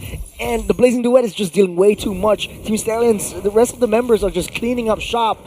And Renzo's just there to try to deal as much as he can and get out of the way. As long as he is still up, Kingdom Esports has no chance of pushing any of these turrets down. The mid lane turret from the side of Stallions still standing strong. That's basically the only problem from the side of Kingdom Esports. They are unable to, get as much real estate as well. And even though Kingdom Esports was able to secure the Lord for themselves, still stealing it away. Yawn credited for that kill earlier just now. But Stallions still managed to defend all of its turrets. We're slowing things down. It's really a library at this point. One wrong move, like you said, Jace. Literally. It's going to be a big step for the other team. Yeah. Almost full build by both sides. Claude already has the Malefic Gun and the Winter Crown, so he's able to go in with the Blazing Duet and freeze himself and get out of harm's way. But this is one more game away from both teams. This is the elimination match, I remind everyone, and it's not looking easy. Yeah, and this is a game of concentration. Repeat after me. This is a game of concentration, right? Game of concentration. Literally, right? Like one wrong move and you get punished. This is literally high-level games right now between these two teams. I think the only way that either team can win is they send one person, one hero, just to handle and fix the side wave, get that priority before making big moves. So they're tipping the scales. You got Claw down the bottom side, you got Bray up on that top side, and Kingdom Esports, they're babysitting Grant. As long as Grant's still alive, Team Stallions will not have a chance to get even remotely close to this Moskov. And even if they do, you have the SOD to get out safe. That's a Malefic Gun. It's a full build for this Moskov as well. It's going to be a very huge threat, and Diablo has to find a way to deal with that. Yup. Looking to fix the lanes though. It's still Kingdom Esports playing slightly on the back foot. Don't forget they've got only base turrets left. Stallions looking to secure a Lord priority right here as they try. Renta and BMI already committed, try to bait out as much things as possible. Members like Kingdom Esports, they're not going to fall for it. And speaking about that, there's going to be a falling stumble landing on the Diablo as taunted up Lucian Cutie. Young getting pick up right here. Lost his sanity, chasing down Diablo. The damage will not be able to find that. Best Renza pick this moment and jump in. Here comes Grant. The SOD lands with the side of Grant as Ray goes in for the Shadow Kill and win of nature, saving Grant as much as possible. Ray quite shadows back to safety. It's a 1v5. Lord gets a full reset. Grant is still down low. It's half health, but he's able to heal everything back up. He's got a Trinity. He's got full build. As Team Stallions needs to find a way to break through to that Moskov. You got Bray out of the picture right now. And Kingdom Esports starting things off again. And Diablo as well, right? So Kingdom Esports does have an opportunity. They need to secure this ball. Lucian Cutie, Glorious Pathway trying to slow it out just a little bit more. Renzo stepping forward with the BMI. The Spear of Misery tags onto that. It's going to be a lot. Secured by Yon as Kingdom Esports snatch back against Stallions. They're melting one after another. Lucian Cutie goes down. Renza keeps out safe. SOD goes wide. Won't be able to find anything. But at least Kingdom Esports gets another saving grace. Look at the scales. They've tipped once again, favoring Kingdom Esports. It's a back and forth between these two teams. Stallion and Kingdom Esports. BMI for the side of Renza just to get out of there as Kingdom Esports finally penetrates through mid lane. 22 seconds on the clock before Roy and Lucian Cutie comes up, but I don't think anything big will happen right here. I don't think they'll be able to make a move. It's an absolute bloodbath, Churros. We're back, like what you like to say earlier just now, back to square one, but of course the Lord in the favor of Kingdom Esports. Lord marching down, bottom side. The very least, Kingdom Esports can hope to get all three T3s. Yeah, Super Minions in tow, but as they took that Lord, it was pre-18 minutes if I'm not wrong, so that's not really the full enhanced Lord, right? So that means Lord. Team Stallions will find it easy to deal with this Lord. Yep, but Now it's a lot more pressure for the side of Team Stallions to basically defend. We're once again playing on their side of the map. Don't forget, John can also create so much space with the fight with the flamethrowers, and now it's all about the defense for the side of Stallions. But Stallions, the defenses are cracking. Roy goes into ultimate, and now Kingdom Esports sieging up top, and now Grand down low. Just well, that's not the Grand. Oh, the turret unable to crack that open. Yeah, no one's tanking for Renzo though. He's taking a lot of damage, especially from that Lord himself. He deals with the wave though, so they have to wait for the next turtle, the next Lord to come in. King Esports right now 3,000 gold ahead, but this is the late game territory that we're talking about, seeping into 20 minutes on the clock. Yep. Roy needs to play it a little bit more safer, as much as he needs to put himself in the vicinity, be that utility that Team Stallions needs. Yep, Stallion needs to fix that leak down bot. Now the minions will be watching in against the glorious halfway for the side, Lucian Cutie. Trying to allow Stallions to basically do a retreat. They are pouring everything they can to defend against the top side turret. They're not letting it go down. They will clear things out. Team Stallions live to fight another day, but here's another wave coming to.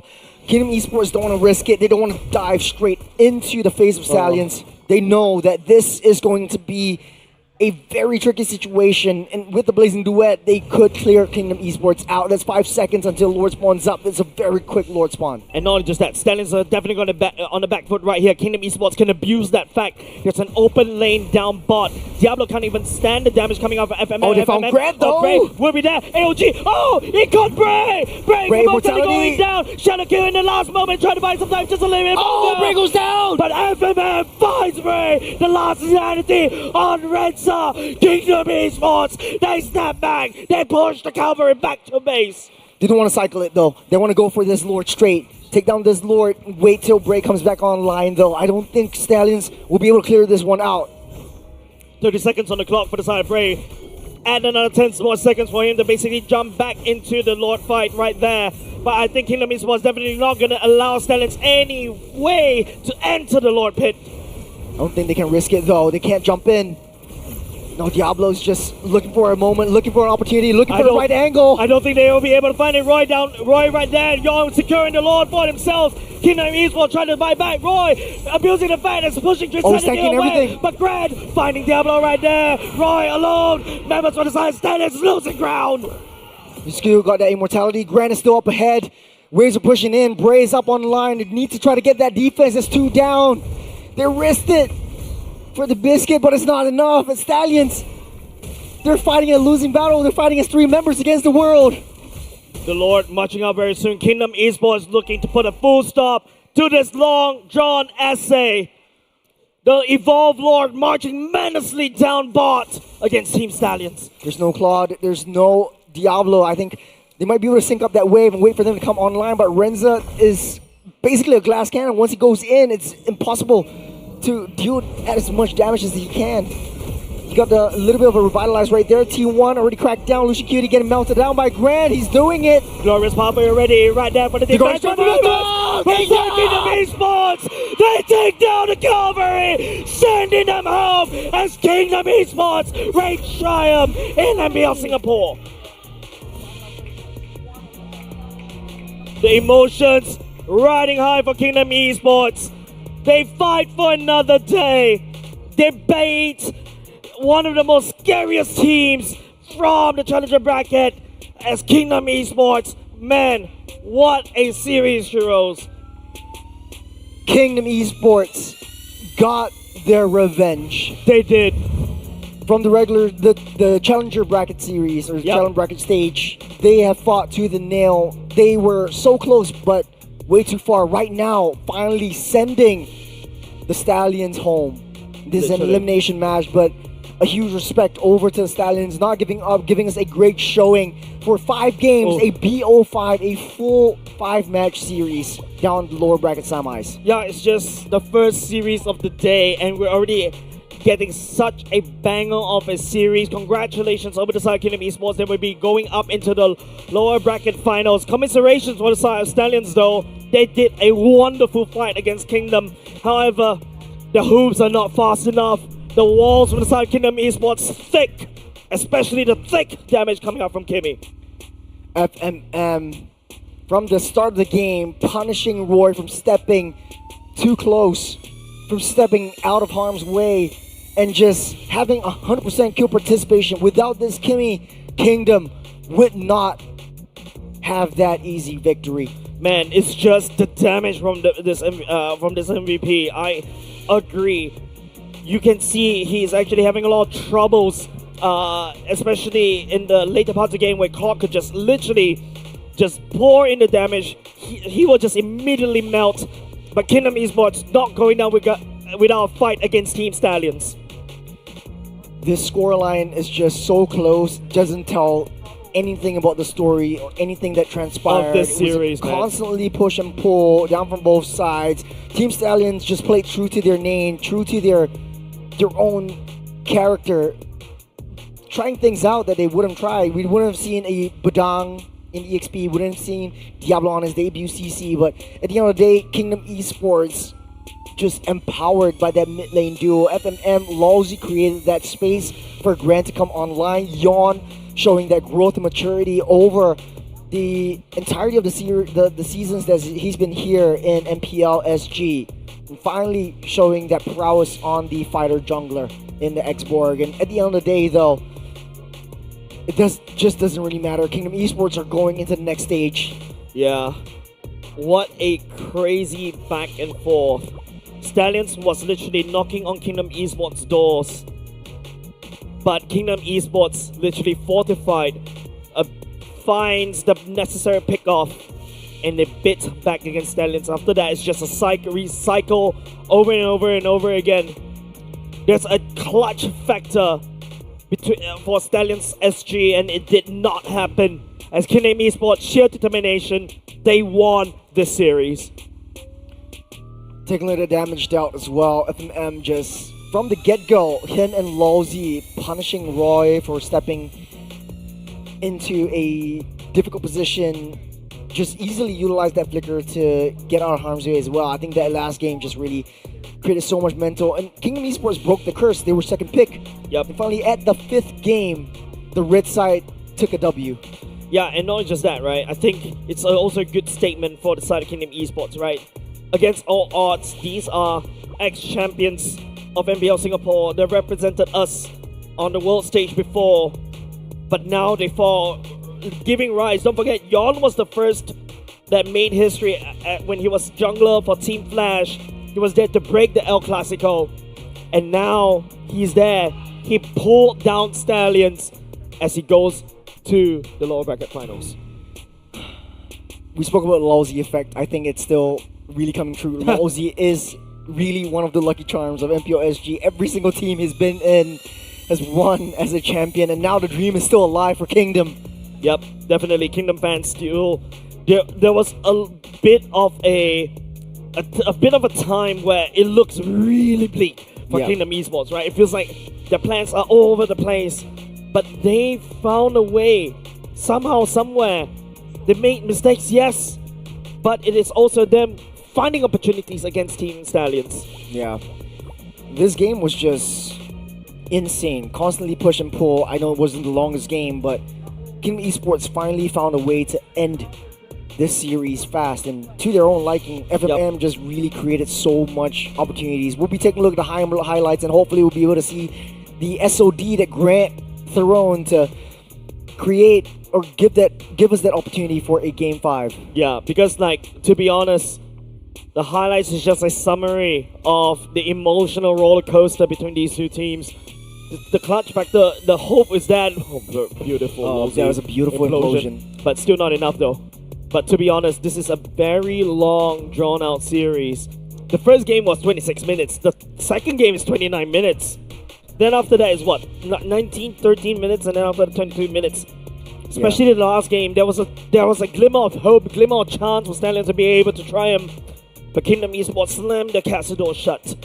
Yeah, it was just difficult for Kingdom Esports. Like, you have to read and adapt to your opponents and how they want to play it. And Renza, I think this was the second game that Renza was always getting caught out, and Lawsy, alongside Drinsanity, becoming special forces and finding a way into the backlines and enemy backlines, and just hitting them in their weakness points, in the weak spots, and Team Stallions just couldn't stand a chance in the late game. Yeah, and of course, this is the particular game that I was also very still surprised right there. It's somehow always there's so much damage from the side. This was the one where Team Stallions, in all laws of physics and all laws of science in the world, bees shouldn't be able to fly Yeah. because their wings were too small. But Team Stallions, they're showing us why they can fly.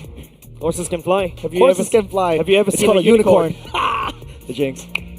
I could have gone for a Pegasus. Yeah, we could have gone for a Pegasus. But unicorns only has a horn, not the wings. Oh yeah, true that. True.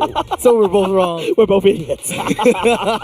But in the end of the day, it's just a beautiful series. A bit of course, I'm a bit sad for Stallions not able to make the cut because, big fan Diablo. Want Yeah. to see Bray once again, in the world stage.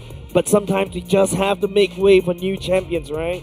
This is game number 5, the last of the highlights that we'll be seeing today. The SODs were going crazy by Grant, and Definitely. he's shown a lot of growth as well. I think he was a new player as well in MPL SG coming in alongside Grin Sanity. A huge warm welcome, and Yep. top 3.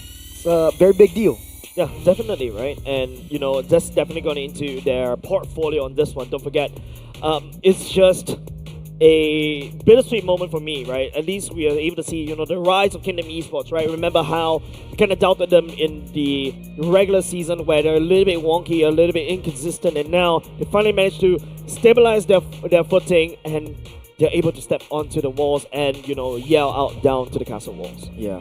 We'll need to be able to say goodbye and sayonara to Stallions, who has been touted one of the better teams that we thought would make it to the top 2, but right now getting sent home by Kingdom Esports is no easy feat, but huge congratulations to how they got so far. Top 4 Definitely. is something to be proud of, and especially coming out from all the trials and tribulations that they faced over the previous years. I think that was a really, truly exceptional performance. Yep, with that said, ladies and gents, we're going to throw back to our host Suki as he has more to say with the players. All right, so that was a pretty crazy series, right? I think we all know, everyone here, everyone that has stayed, is just crazy 5 matches. And right now, we have Yon, the man of the hour, in my opinion. They made you play 5 different heroes. They made you play Uranus jungle, Xbox jungle, like every character every hero I think that is currently kind of in the meta, but the Uranus jungle really caught people off guard, right? And I think your team has cycled through so many heroes, every member showing off such a diverse hero pool. When you discuss drafts, do you start off of, like key heroes you want to play? Is it based off synergy, or is it like just vibes? I think for draft, we mostly just trust our player Logi because, we don't have a coach, and I think he has been doing a lot for the team to draft for us. So usually we trust him with the picks, those that he wants us to pick. We just go ahead. All right, so Lawsy is the glue for the team, and the series went the absolute distance, but you also, as a team, have gone through the challengers brackets. You guys have really sort of gone the longest route available. And how do you maintain calm in that scenario, right? Because, do you have any advice for young aspiring players on how to maintain a good mental even when you're kind of in the ditch? I think personally for me, I still get nervous before matches. I'll try to tell myself, treat it as friend game, playing at home. But then, when you're at the place, you will still feel the shiver a bit. But then, usually for me, when the game starts, everything is okay. I only usually nervous at the draft part. So it's just, for you, it's all chill in the game. It's only before that you're a little bit worried. So yesterday, Lawsy had a chance to call out to young aspiring players. Do you have anything you want to say, any last words going into the upper bracket finals tomorrow?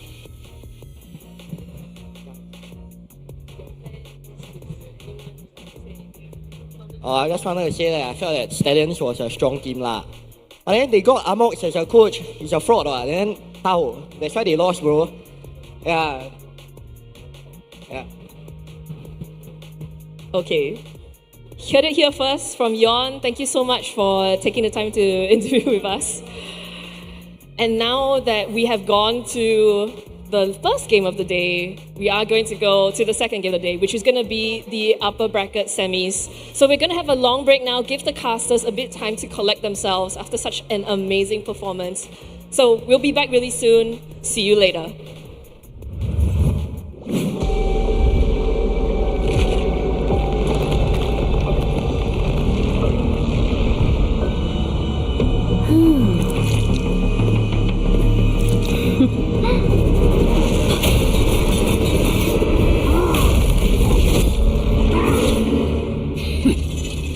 the Lord of Lava also crave the Sovereign's blood?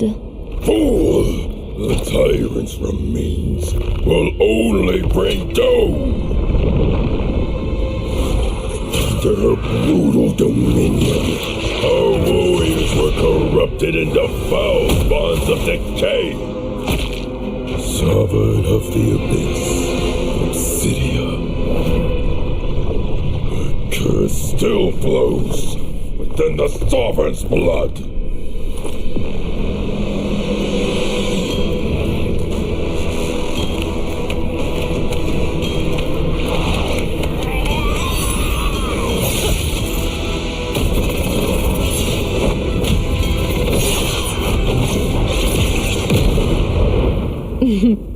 Such loyal little puppets, aren't you?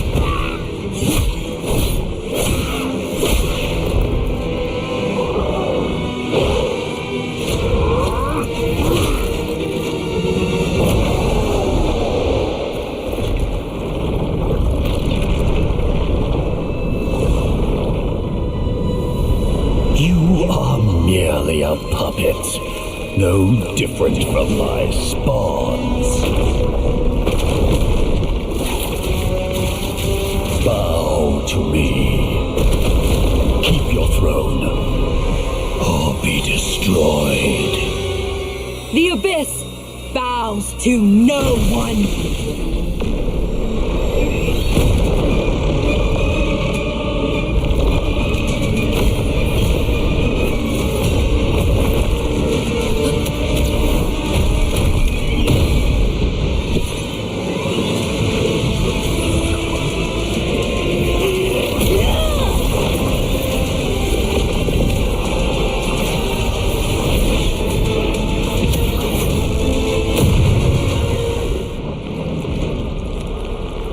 For the Abyss!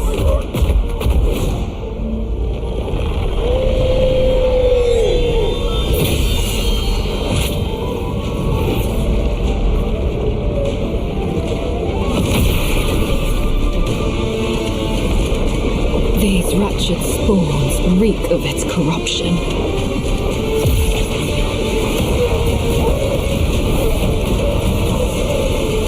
Your sovereign has a god to kill.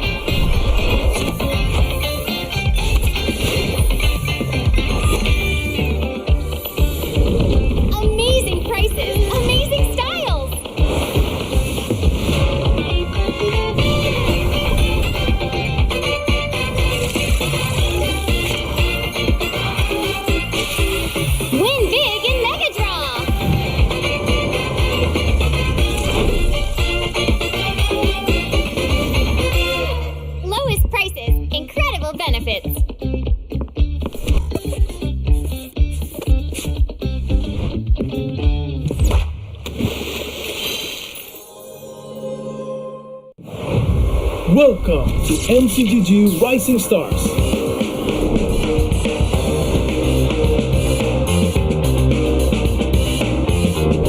From September 12th to October 19th, take part in the regional contest, open to all players. Step up and prove your strength.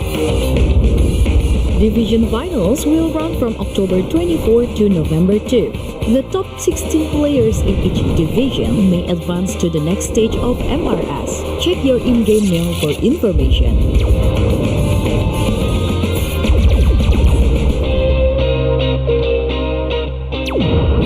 The S3 Finals group stage kicks off from November 8 to November 9. The top 6 players from each group will qualify for the S3 Finals semifinals. The semi-finals will be held on November 15. The highly anticipated grand final arrives on November 16. The champion will earn a direct qualification for the first MCGG World Championship. The battle is on and the world is watching.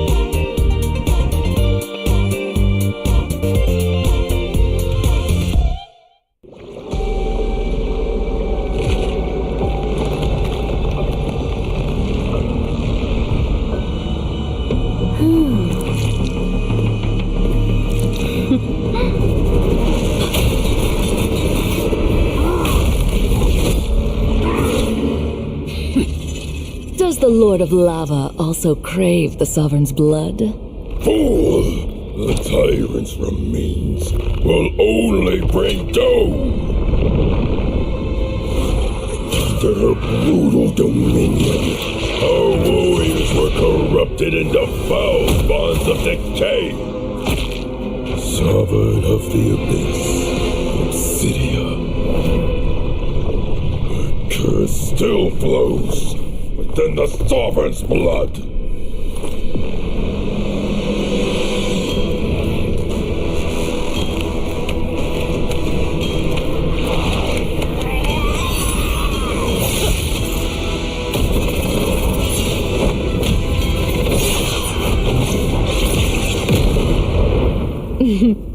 Such loyal little puppets, aren't you?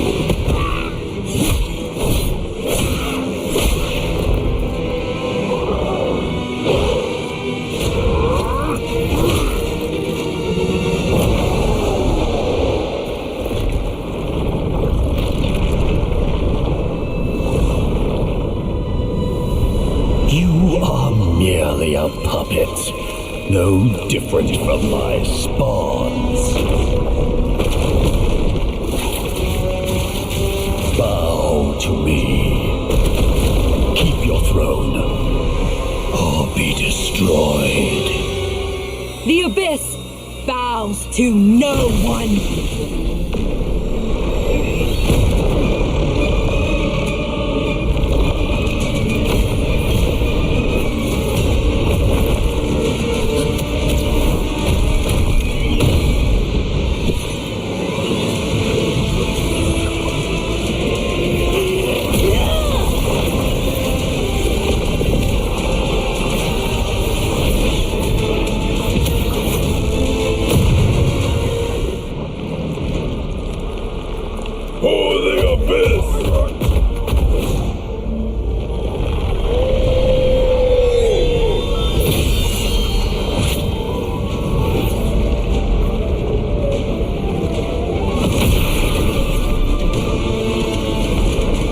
These wretched spawns reek of its corruption.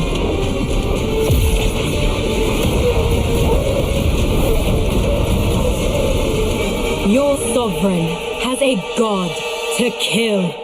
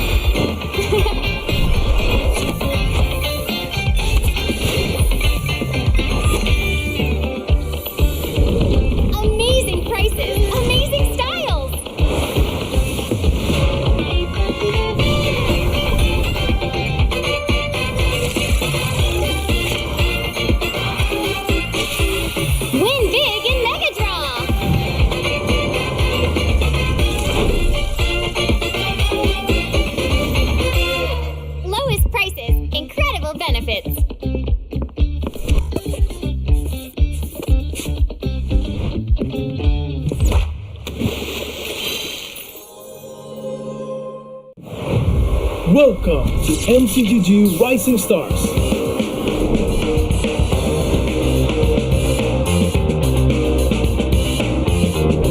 From September 12th to October 19th, take part in the regional contest, open to all players. Step up and prove your strength. Division finals will run from October 24 to November 2. The top 16 players in each division may advance to the next stage of MRS. Check your in-game mail for information.